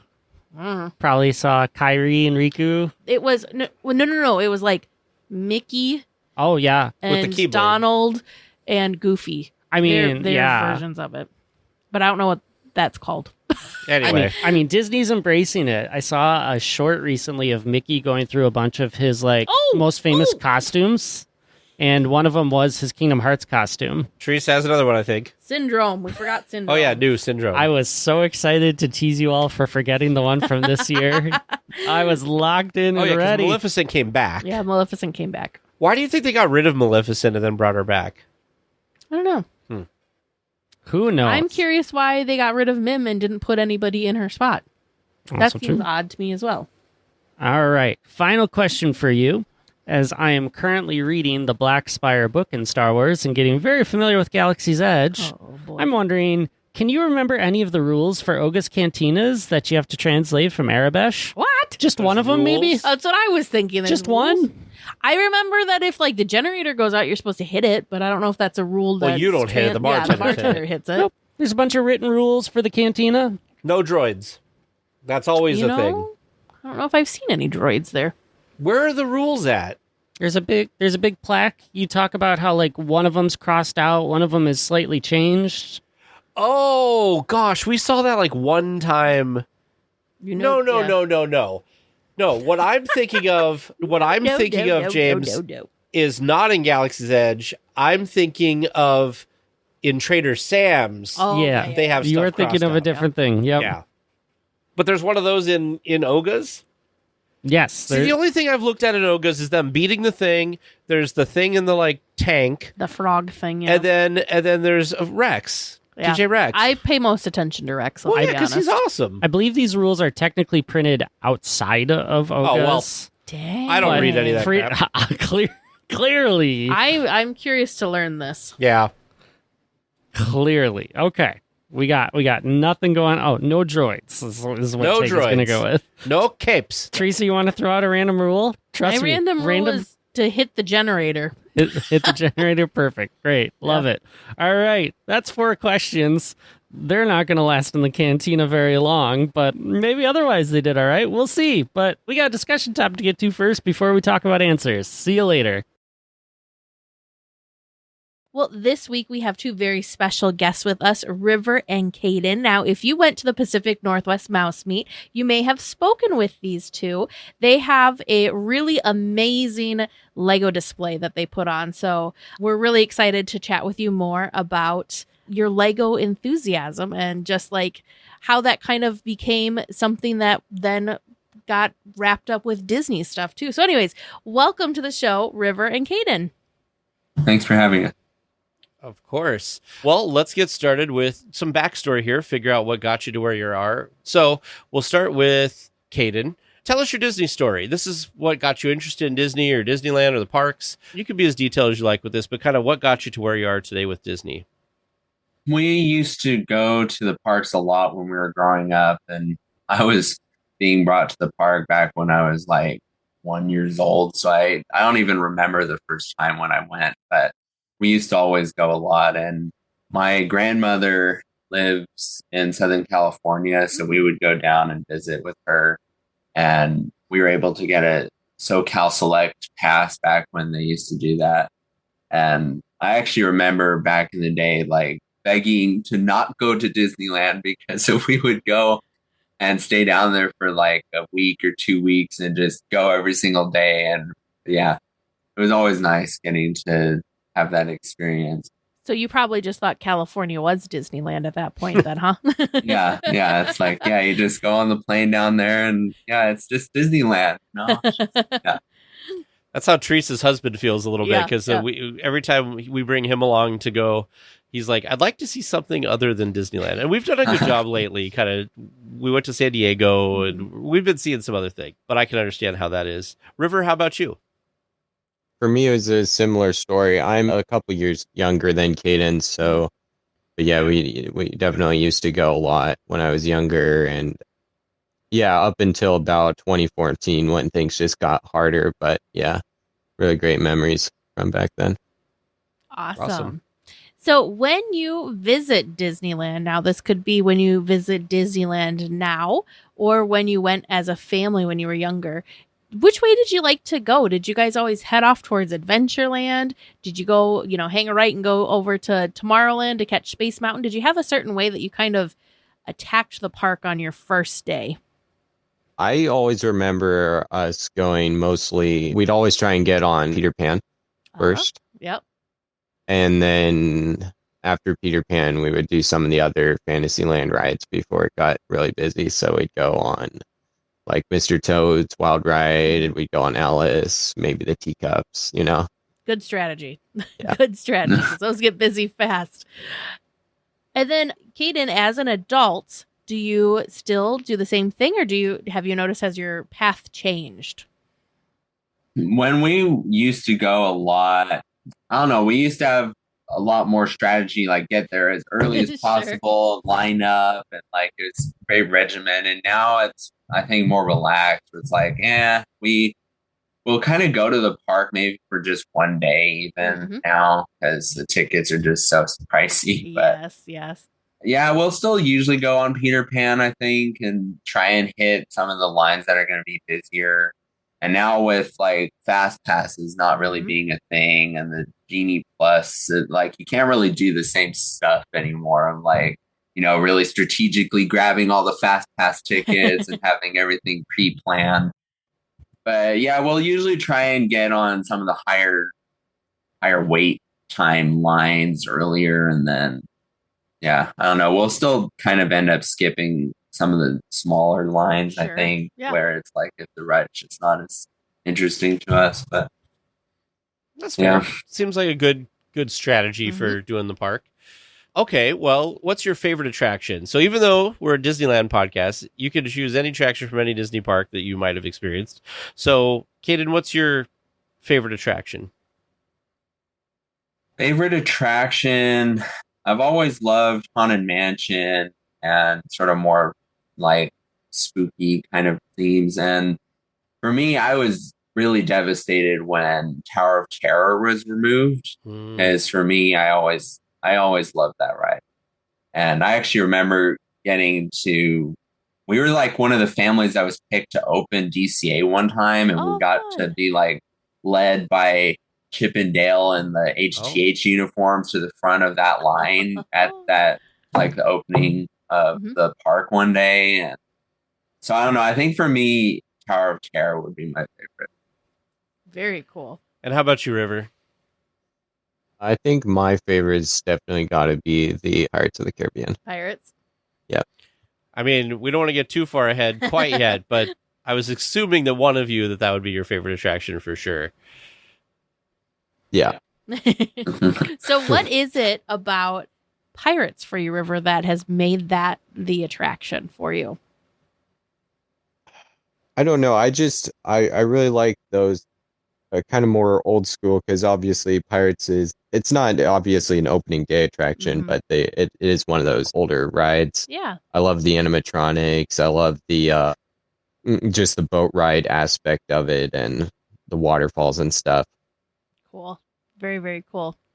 Well, to kick things off, I decided that we're going to take a spin. We've heard your Disney stories, but your love of Disney also collided with your love for Lego. So can you tell us, what is your Lego story? How did you get involved in Lego that kind of then sparked the amazing display that you both created? And Kaden, we can start with you on that. As far as Legos, I'd say River's actually been more of the heavy builder. You're just the support. Yeah, we've both done a lot of Legos and things since we were younger, and our dad like gave us his old 1970s space Legos that he had, and like we've definitely built and created stuff, but this is the first like super large scale project that we've tried to accomplish. And my aspect of things is I do the electronics, the water, the programming. So I knew that together we could pull it off, of River being able to build and create, and then I can do all of the Imagineering almost to actually bring it to life. That's so cool. So River, what is it about Lego for you? Well, I remember the first set that I ever got was a Millennium Falcon set from, I think, like 2011-ish. Yeah, that's That a was cool like one. the first set that I ever got. But yeah, when we were younger, we didn't have a ton of money to get all of the sets that we wanted to get. And a lot of what we would do actually is take some of the old instruction manuals and try and build the sets out of just random piles of parts that we had basically from garage sales and stuff. And that really started my kind of my ability to just kind of create things when I like see something and then I can kind of make it happen somehow. That's amazing. That's such a skill too, because I'm definitely one of those Lego builder folk that if I don't have the instructions in front of me, and even sometimes with the Lego instructions, they're not exactly, sometimes you're like, okay, you've said that there's like 3 of these and I can see where 2 of them go. Where does this third one go?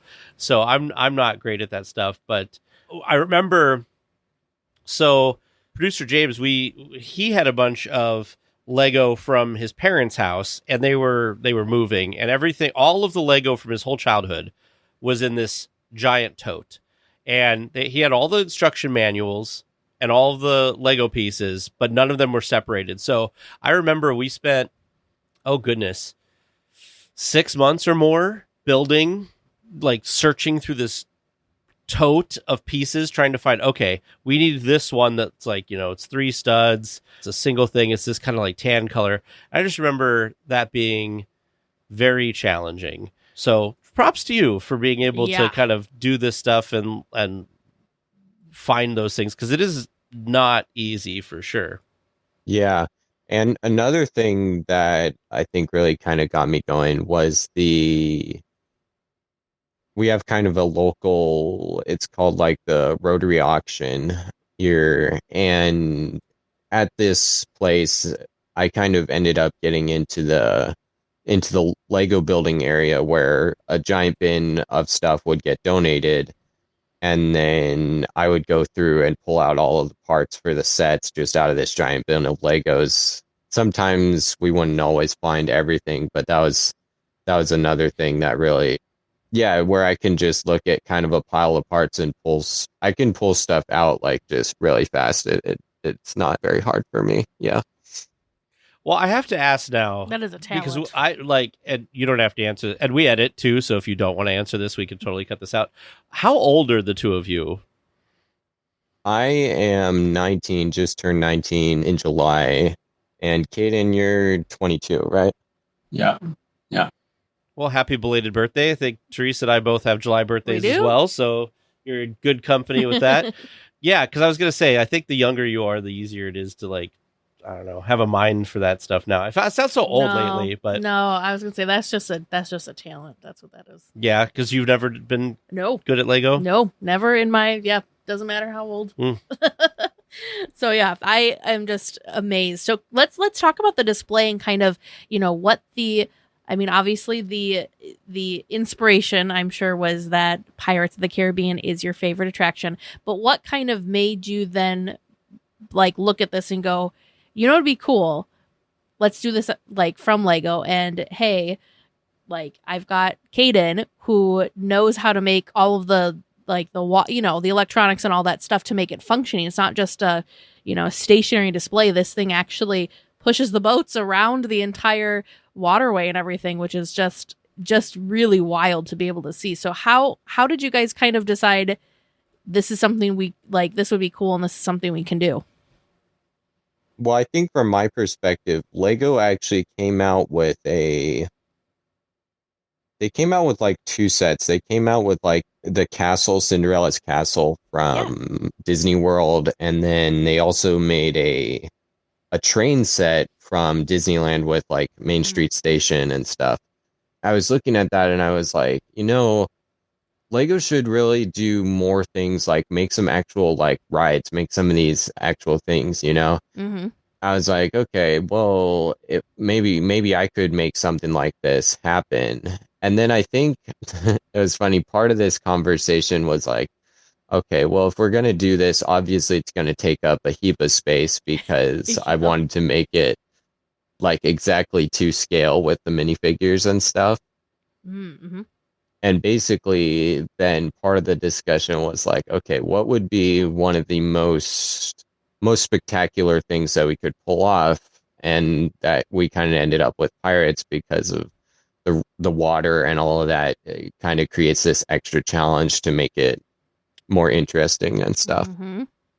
When did you start building, like, or I guess let's before that, sorry, like, what was the planning process from this? Was this something that, obviously you said you knew it was going to be a little bit larger, you knew that you wanted to do pirates? Did you sketch out anything? Did you, like, how did you get to starting? Well, like, part of it, we started trying to find blueprints for the ride, which was extremely difficult for pirates for whatever reason.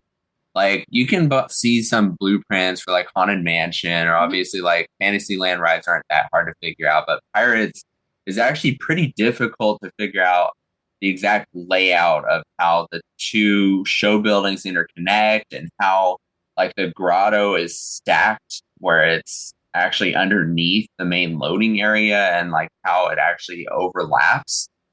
And so this part of it was just trying to figure out that aspect of like, how is the ride even built? And then we started trying to figure out materials of like, what can we make this out of to actually have it function? And I suggested the idea of like, well, you could try and 3D print some stuff, and we could use plexiglass because Lego can't really support that kind of water weight. Sure. Like as a double-decker building like this. So that's how we sort of started on that, planned it out. That's the other thing too, so I am a Lego novice. I know nothing. With this being like the water, the weight's one factor, but then, keeping the water contains a whole different factor. So how, I would assume that the Lego, like the bricks, aren't waterproof and that you'd have leaking. So how did you keep many tubes of silicone. We ended up actually just having to buy like a bulk pack of like 20 tubes or something of general purpose silicone. Wow. Yeah, before we went to the mouse meet, we were sort of very pressured to try and like if we can finish the second show building, because last year we took it to BrickCon and we only had the first show building. So we had the loading area, grotto, but none of the actual like show, I guess, because I feel like the ship battle and town, like a lot of that is more the actual show area. And so we were really trying to figure out if we could create the whole second show building in basically 2 months. And so we we cut the plexiglass, and River built the frame and everything. And then it was a lot of water testing, because that was the first time we actually had the water flow going correctly with the lift hill, it actually coming through the grotto and connecting between both buildings. And we discovered there was a lot of places the water either wanted to overflow or got underneath or went through a crack. And so it was these kind of stressful water tests. Where, I can imagine. Okay, are we going to spill 2 gallons of water out on our table? And we kind of got smart, and we figured out we could make a water vacuum.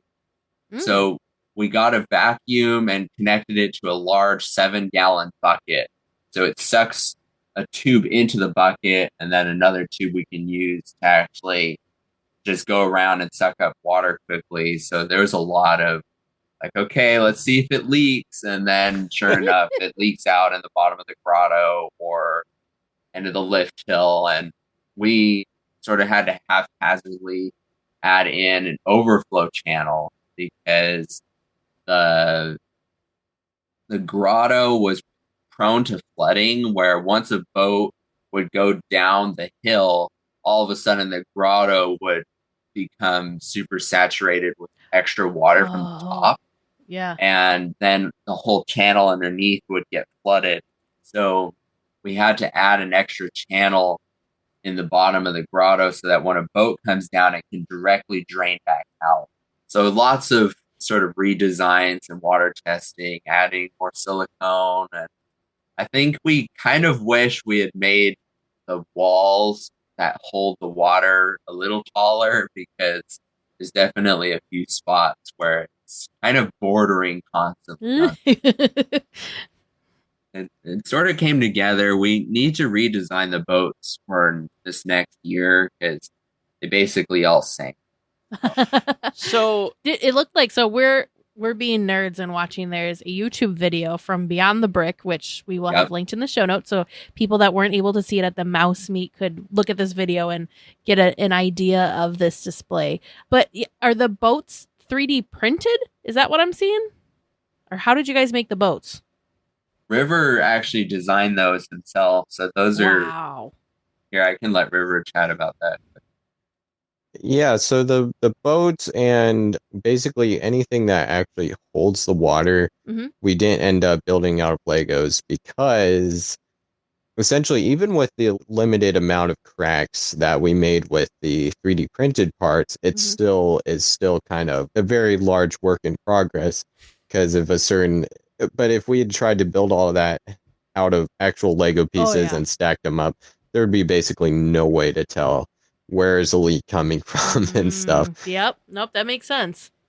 But yeah, so the boats and everything else, I just kind of had to learn a new skill on Blender and figure out how to actually design it from scratch kind of thing. And the boats were actually the first thing that I tried to design was the waterproof base for the ship. And then after that, I tried to go at it with the boats. And we actually have one of the first generation boats. It basically didn't work out at all. It basically barely printed. Oh. And then I had to go and rework it a bunch of times. But eventually we came up with that design. And even that is not quite enough to even keep the water out. Because essentially, the boats themselves, since it's 3D printed, it makes like this honeycomb filament shape in the middle. And the water will go into that, and then it'll just stay there. So the water will go in, and it won't come back out. And then all the boats just kind of filled with water and sank, unfortunately. Oh, no. I just can't even imagine. So since we're on the topic of water, do you know how many gallons of water it takes to run the Pirates display? Approximately, we kind of figured out when it was at BrickCon, it took about 5 gallons to fill the first show building. But then once you fill the entire track, and also when it was at BrickCon, we didn't have the lift hill area filled at all, which is still technically in this first show building, but all in all, about 10 gallons, give or take 2 gallons. We ended up having to use a big giant bin that basically all the water can freely drain into, and then the main pumps up to the top of the first show building. Yeah. Just cycle and around. That way, if we have overflows or we need to shut it off, we don't have to worry about it draining down. Because when it was at BrickCon, we actually had to try and keep it contained with a sponge. Oh, geez. And when we decided we weren't going to be babysitting it and running it anymore for the day, we had to drain it out, which was really hard to actually just try and get all the water out so that the channel wouldn't overflow in the grotto. There's so many challenges that you have here, because I'm looking at it. First of all, what you're talking about with the water, right? Like, you've got 2 levels. Water and gravity wants everything to go down. So the fact that you got the waterfall, so water is coming down. It's not like you have a dry section. And then I didn't notice this when I was at the Mouse Meet, but I'm looking at the video from the Mouse Meet and I'm looking at the video from BrickCon, and I didn't realize that you could see through like the middle of it down into the thing. I didn't notice that when we were there. Because that's of the also plexiglass base. Amazing. We sort of thought that would be really cool that you can actually see down into like the captain's cabin from the top. and it gives an authentic water effect down there, like the ride sort of has nowadays. They have like protection of like water, and it's actually real for us because it's actually shining through. Mm-hmm. Yeah, it's pretty neat. Actually, you can look through it. Where did you build this? Basically, we have a loft on top of our house, and we have a large. It was actually an old pattern table, and like, okay, we have like 10 feet or so table. It's 12 feet by like 6 feet. The table. Wow. Yeah. Yeah. So just the right size to basically fit this.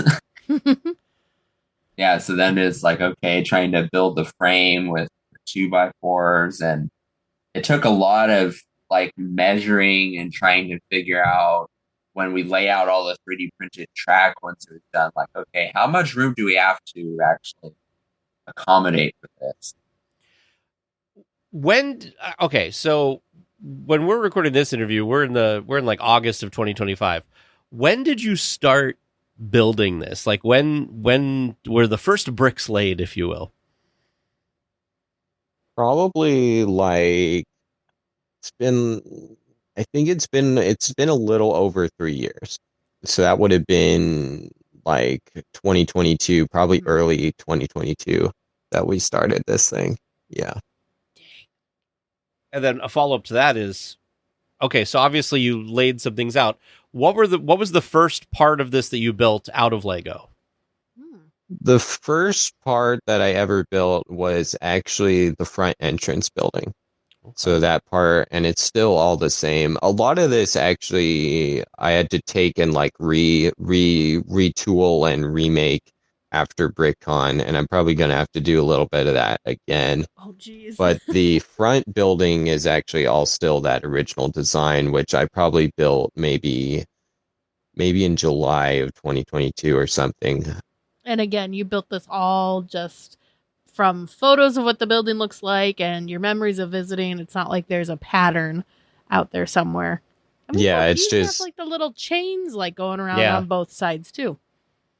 Yeah, I've been trying as close as possible to get the attention to detail, like exactly precise. So it takes a kind of a long time to go through and see, okay, I've got to build something. And then a lot of the time I'll have to actually take it apart a little bit again and be like, okay, because for example, maybe you want to have like a picture on the wall in the inside. Then you have to take the whole wall apart to put a piece on so that you can put the picture on. So that's kind of how it ends up going. He also created like the Dream Suite, which wasn't even showcased ever yet. But like he actually designed a Dream Suite section to actually fit in the top above the loading look area. At the insides of the buildings. Yeah, the back sides of the buildings you can peek into too. I was too focused on the water channel. That's cool. How there's like stuff back there. Yeah. Dang. Wow. Sorry, some of this. I mean, I implore our listeners to go look at this because, like, you know, I can tell you from creating something that, like, to you probably it's like, yeah, it was a lot of work, but like, you know, we just made this Lego thing. But like, this is really amazing in so many ways. Like the attention to detail, the fact that you didn't have a plan, the fact that you have things like. You know, it operates, it runs. Yeah. That it wasn't like you just, found the instructions online and poof. Yeah. And also like the lighting and the electronic side of things. Yeah, we didn't even talk about that yet. Yeah. Yeah. I'm still planning on improving that, obviously, as it keeps going. When we first started this in 2022, I didn't actually know anything on Arduino programming, but since then, I've ended up actually creating a lot of stuff on my YouTube channel with Arduino controlled lights and lots of little model detail sort of light aspects. And I've been able to start implementing more and more advanced programming features. So when we first started it, I was planning on having to hand wire all like regular LEDs in. But once I started doing Arduino, you can use pixel LEDs, and there's many varieties available. So I figured out you can get some pixel LEDs pretty cheap off Amazon. And the main thing is just knowing how to program them, because they can come in string form or as like a sticky strip or many varieties. So once you know how to program it, you can actually tell them to be whatever color or pattern. And so that's why in like the Bayou, if you look during BrickCon, the older code that was used there only had some slight blue flickering in the Bayou, but at Mouse Meat, I implemented a new design that has some like blue and purple, and it sort of does these wave patterns. And all the lanterns, like in the Bayou, they flicker and they have like an orange yellow. And also I redid the programming between BrickCon and Mouse Meat for the Blue Bayou. I wasn't happy with how it looked at BrickCon, where it was more obnoxious and too bright. So I went through and studied heavily like the lanterns and the way the ambient light looks at the Blue Bayou. And then I coded these pastel pinks and blues and warm whites so that it has a slight flicker too. And it has this, it really captures the ambient lighting that you feel in the ride. So when the lights are off, the goal is for it to look as real as possible, with lighting really capturing the way the ride feels. That's incredible. That's incredible. So I am so curious, since you've taken, you built it at home, you've taken it to 2 different events now.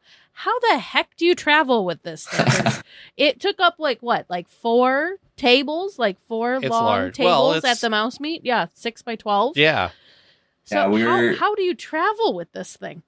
It's quite the feat to get it down from the loft into the car in the first place. And we have to battle these overgrown flower bushes in our front yard too, as we're trying to like get it past these big rhododendrons and like, okay.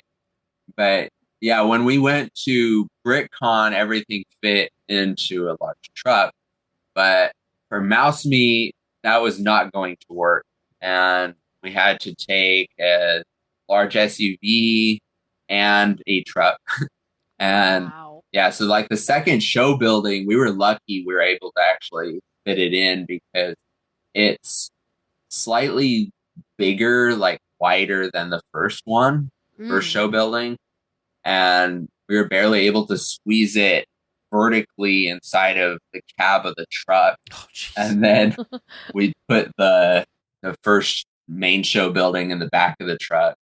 But the main show building probably weighs like 150 pounds. Whew. It's pretty heavy. It's pretty heavy. Yeah, I don't know. We haven't weighed it, but it's not easy to carry.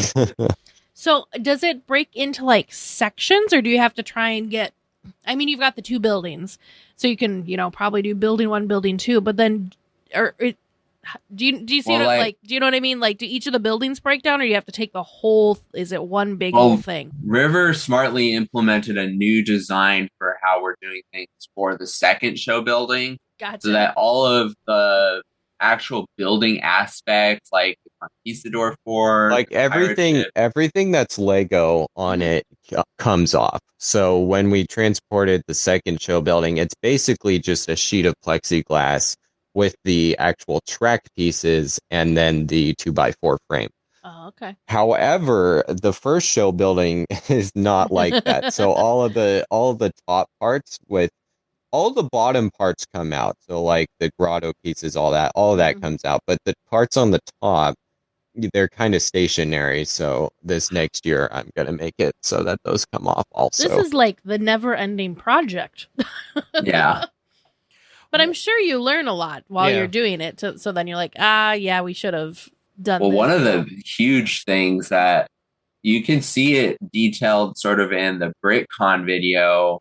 Obviously, we were moving the boats with our hands, which isn't very professional looking, but the water spigot that's at the top, so that when the boats come up the uphill, to actually have the water flow going around the track. Yeah. that was a huge problem because at BrickCon, the pieces were actually crying. Like the 3D printed pieces that were there around the top ring were crying, where they were like sweating. They were letting through water. Sure, and yeah. we couldn't figure out where the leak was because it only happened when you turn on the pump. But we figured out eventually that the water is seeping through the cracks of the 3D printed pieces. And it doesn't look like there's a leak because it looks like maybe just water splashed there, but it's actually seeping through. Wow. And we had to very quickly design a piece that it basically takes in the large tube that's moving about 1.5 gallons of water per minute, and then trying to lull the water so that it's not a straight stream, because also at BrickCon we actually had a smaller pump. So then at Mouse Meat we upped the pump pressure because the one at BrickCon was like half the amount of water. And basically with the new pump and the old design from BrickCon, the boats were just straight capsizing and it was a mess.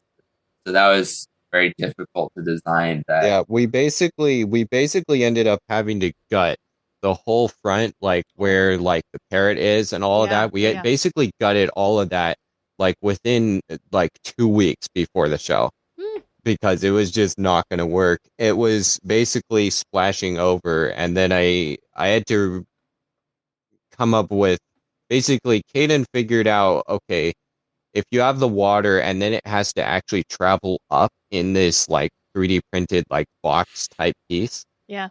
And then it can come out through more subtle spout, then it can actually be like calm and it'll still work. Because what was happening is we would put the boats in where they would come up from the uphill, and they would just get stuck in a whirlpool basically. So they wouldn't even go anywhere. And it was not great. Yeah, that was one of the worst obstacles we had to try and overcome. I'm sure there's a lot of like trial and error and tweaking to get everything to be just as it needs to be. Yeah. You don't want to have, like for the water, for example, you don't want the flow to be too intense, but it also needs to have some intensity so that the boats are moving. Yeah. But I just one other aspect that, as far as like keeping water, but also relating to the movability of it, is each time we move it, we have to re-silicone the two buildings together.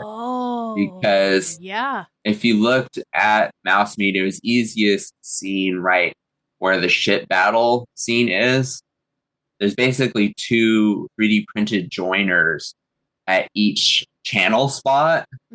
So there's actually 4. But basically when the 2 buildings come together, we have to glue 2 different seams so that the channel can flow between both buildings. And we're very lucky that when we brought it to Mouse Meat, we obviously brought silicone and everything, and siliconed it once and no leaks. And that was actually like, that actually worked. You're like, thank goodness. Yeah. That's just crazy. So when people generally make Lego, they they might, even people like, you think about like a train, people that are into like making model railroads and stuff, a lot of times it's like, I just want to have like a cool model railroad. That's what I would do. Like, what was the goal when you started? Was it to bring it to something like a BrickCon and a Mouse Meat and stuff? Like, was that a goal, or was it like, I'm going to build this for us and then, actually it'd be kind of cool to take it somewhere? I think the whole bringing it to shows was kind of part of the idea to begin with. We were kind of like, okay, this would be kind of neat if we had something to bring to a show like this and stuff. But I do think that idea kind of came along a little bit after we had already started it. Sure. Because when we started it, we were like, okay, can we even make this and stuff? But yeah, and then it's kind of been the past 2 like summers, it's basically just been like all trying to work on this, because it's just been a lot to try and get it ready for these two shows.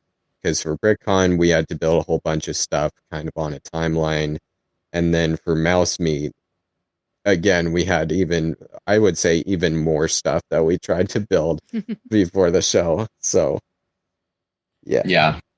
And like both shows, I ended up doing last minute programming tweaks to the lights, like right before.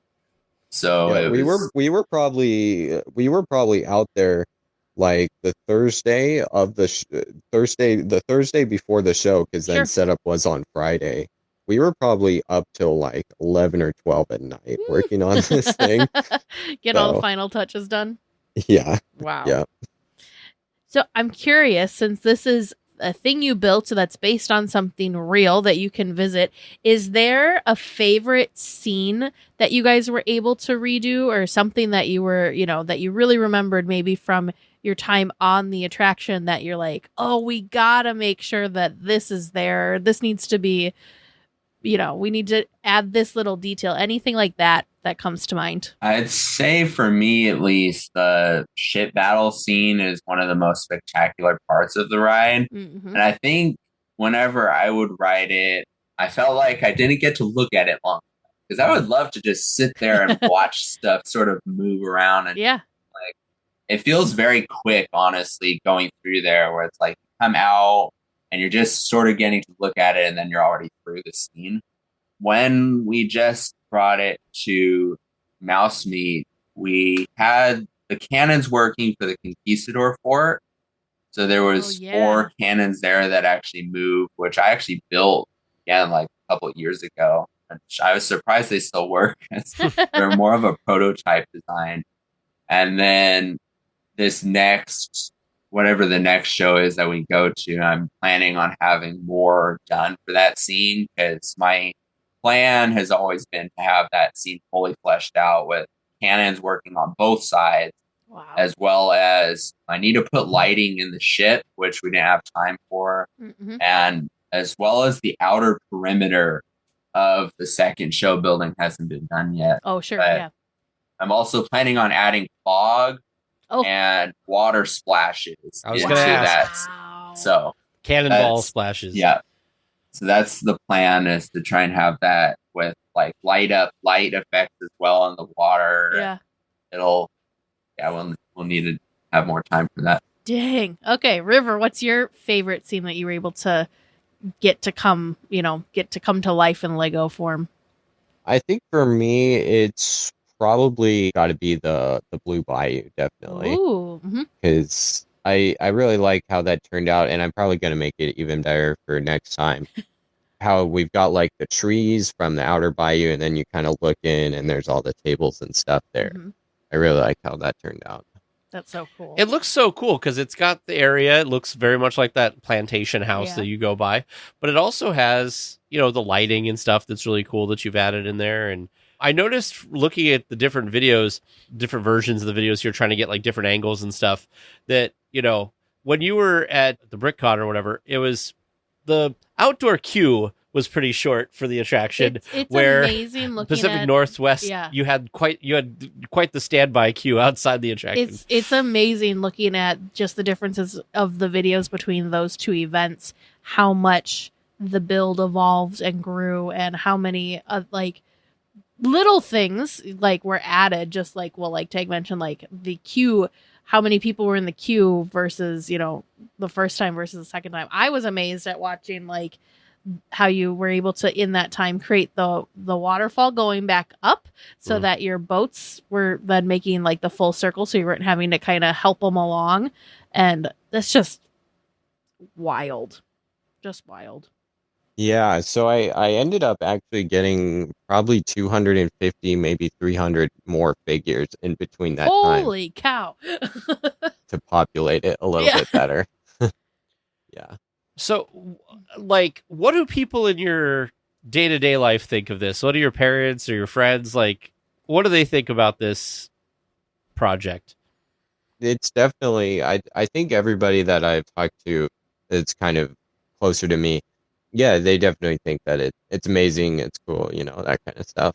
The thing that's neat about it is I think you could probably talk about this even with non-Disney fans, and most people know, like, have either experienced this attraction or know of this attraction. Maybe they only know the movies, but they have some general idea of what it is, versus if you made something maybe like the Matterhorn, that might not resonate as much with other people. They're like, oh, look, it's a mountain roller coaster. Like, they don't, it's not the same. But Pirates is pretty iconic. This is a pretty iconic thing to recreate. Surprisingly, I think we still had, we had people at BritCon that were like, oh, it's a boat ride. And although, to be fair, we didn't have the second show building, which really, I think, makes it stand out that this is Pirates with the town and everything.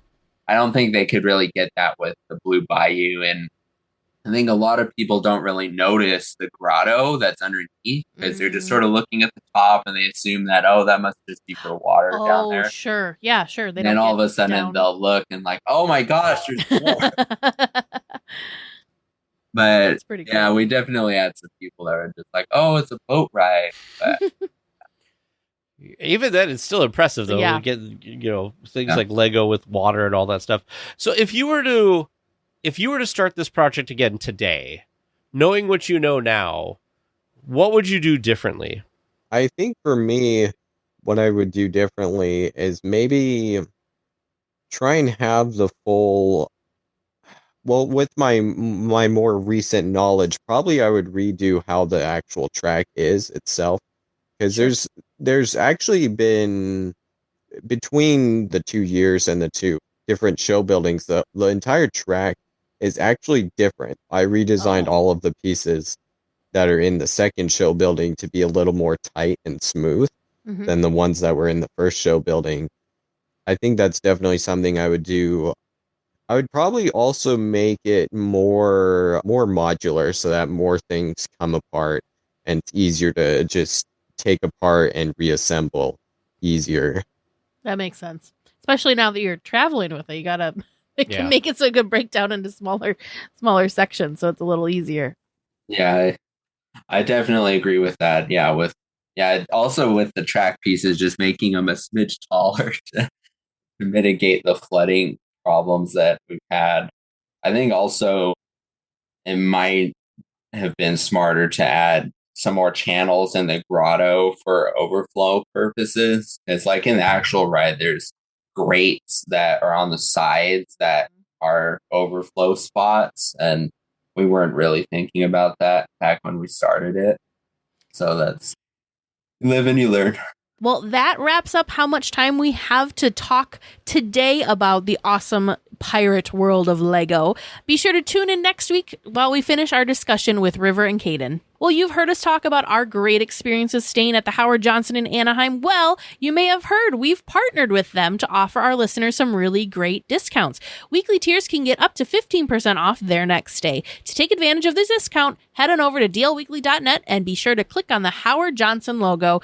Our link has been updated and you do not need to use a promo code anymore. Just be sure to use the link at DLWeekly.net, or you can also find it on our social media pages. And as long as you use the DL Weekly link, you will get the discounts. It's okay. I'll be the only weekly tier without an answer.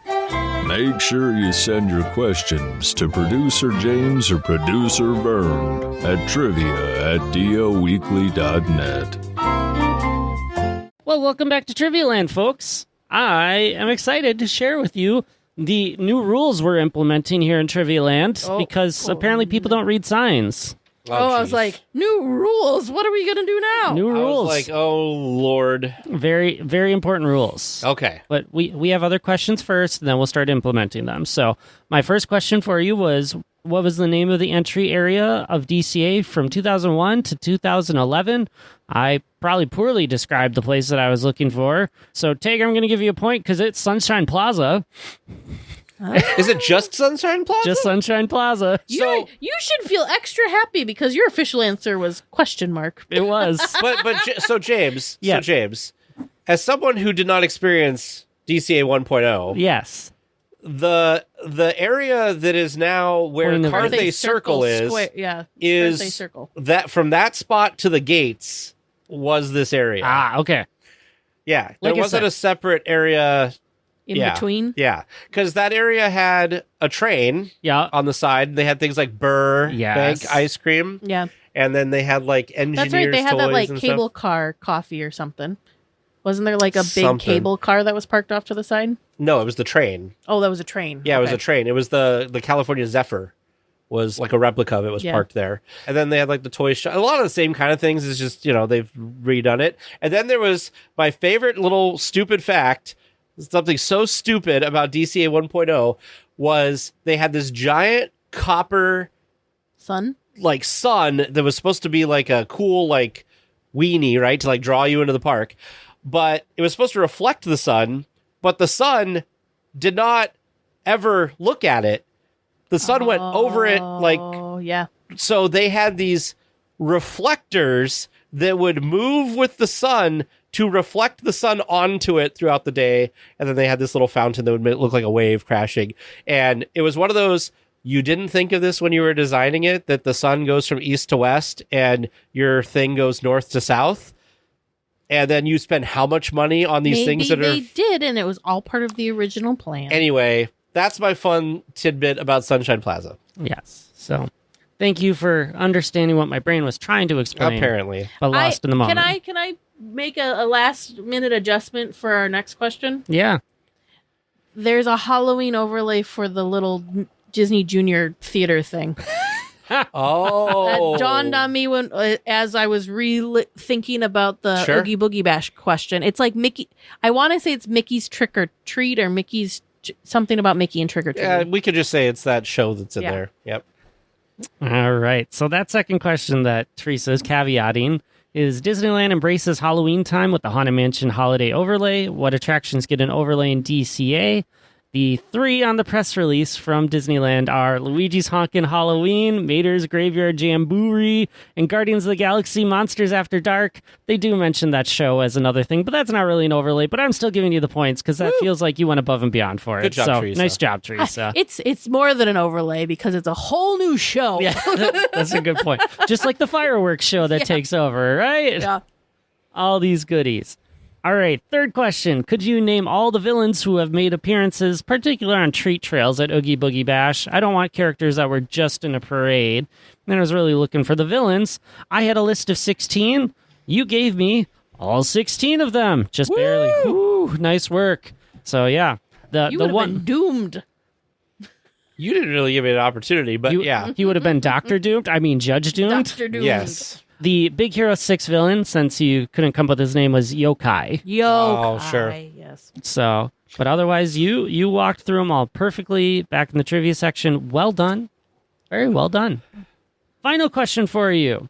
And clearly, the new rules here in Trivia Land is, can you remember any of the rules posted at Oga's Cantina that you have to translate from Arabesh?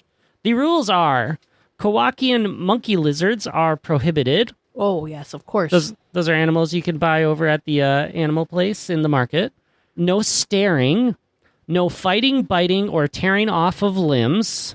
Take nothing, leave nothing. Clean up after your animal, creature, or droid. Oh, you can have droids. Wookiees, 2 drink maximum, no exception. And Ogagara's approval needed for all deals over 10,000 credits. Interesting. And where is this posted? There's a sign outside. I'll send you the link so you can take a look at this. Oh, but we can experience it in person in like a month and a half. Also true. And bonus, you do not need reservations anymore for Oga's. It is walk up Don't. only. The walk-in is ready. So, yeah. You don't need reservations for Trivia Land either. Wild thing. No virtual queues either. You can just come in and have some fun. No lightning lane. Yeah. None of that. Oh, I suddenly like Trivia Land a lot more. Yeah. Everyone comes. It moves at a good pace. And because everyone's part of it, that means sometimes we get to ask listener-submitted questions as well. So if you've got some great ideas for producer Vern and I to ask on future episodes to see how much Tag and Teresa remember, You can find it on our website in a nice form. Go to dlweekly.net/trivia. Well, we will be back next week with more Disneyland news and information. Until then, go out and enjoy the parks. A special thank you to Sidel for editing the podcast and Andy Mack for all the wonderful character transitions. All weekly tiers, prepare to be stepping out to your right. There she goes.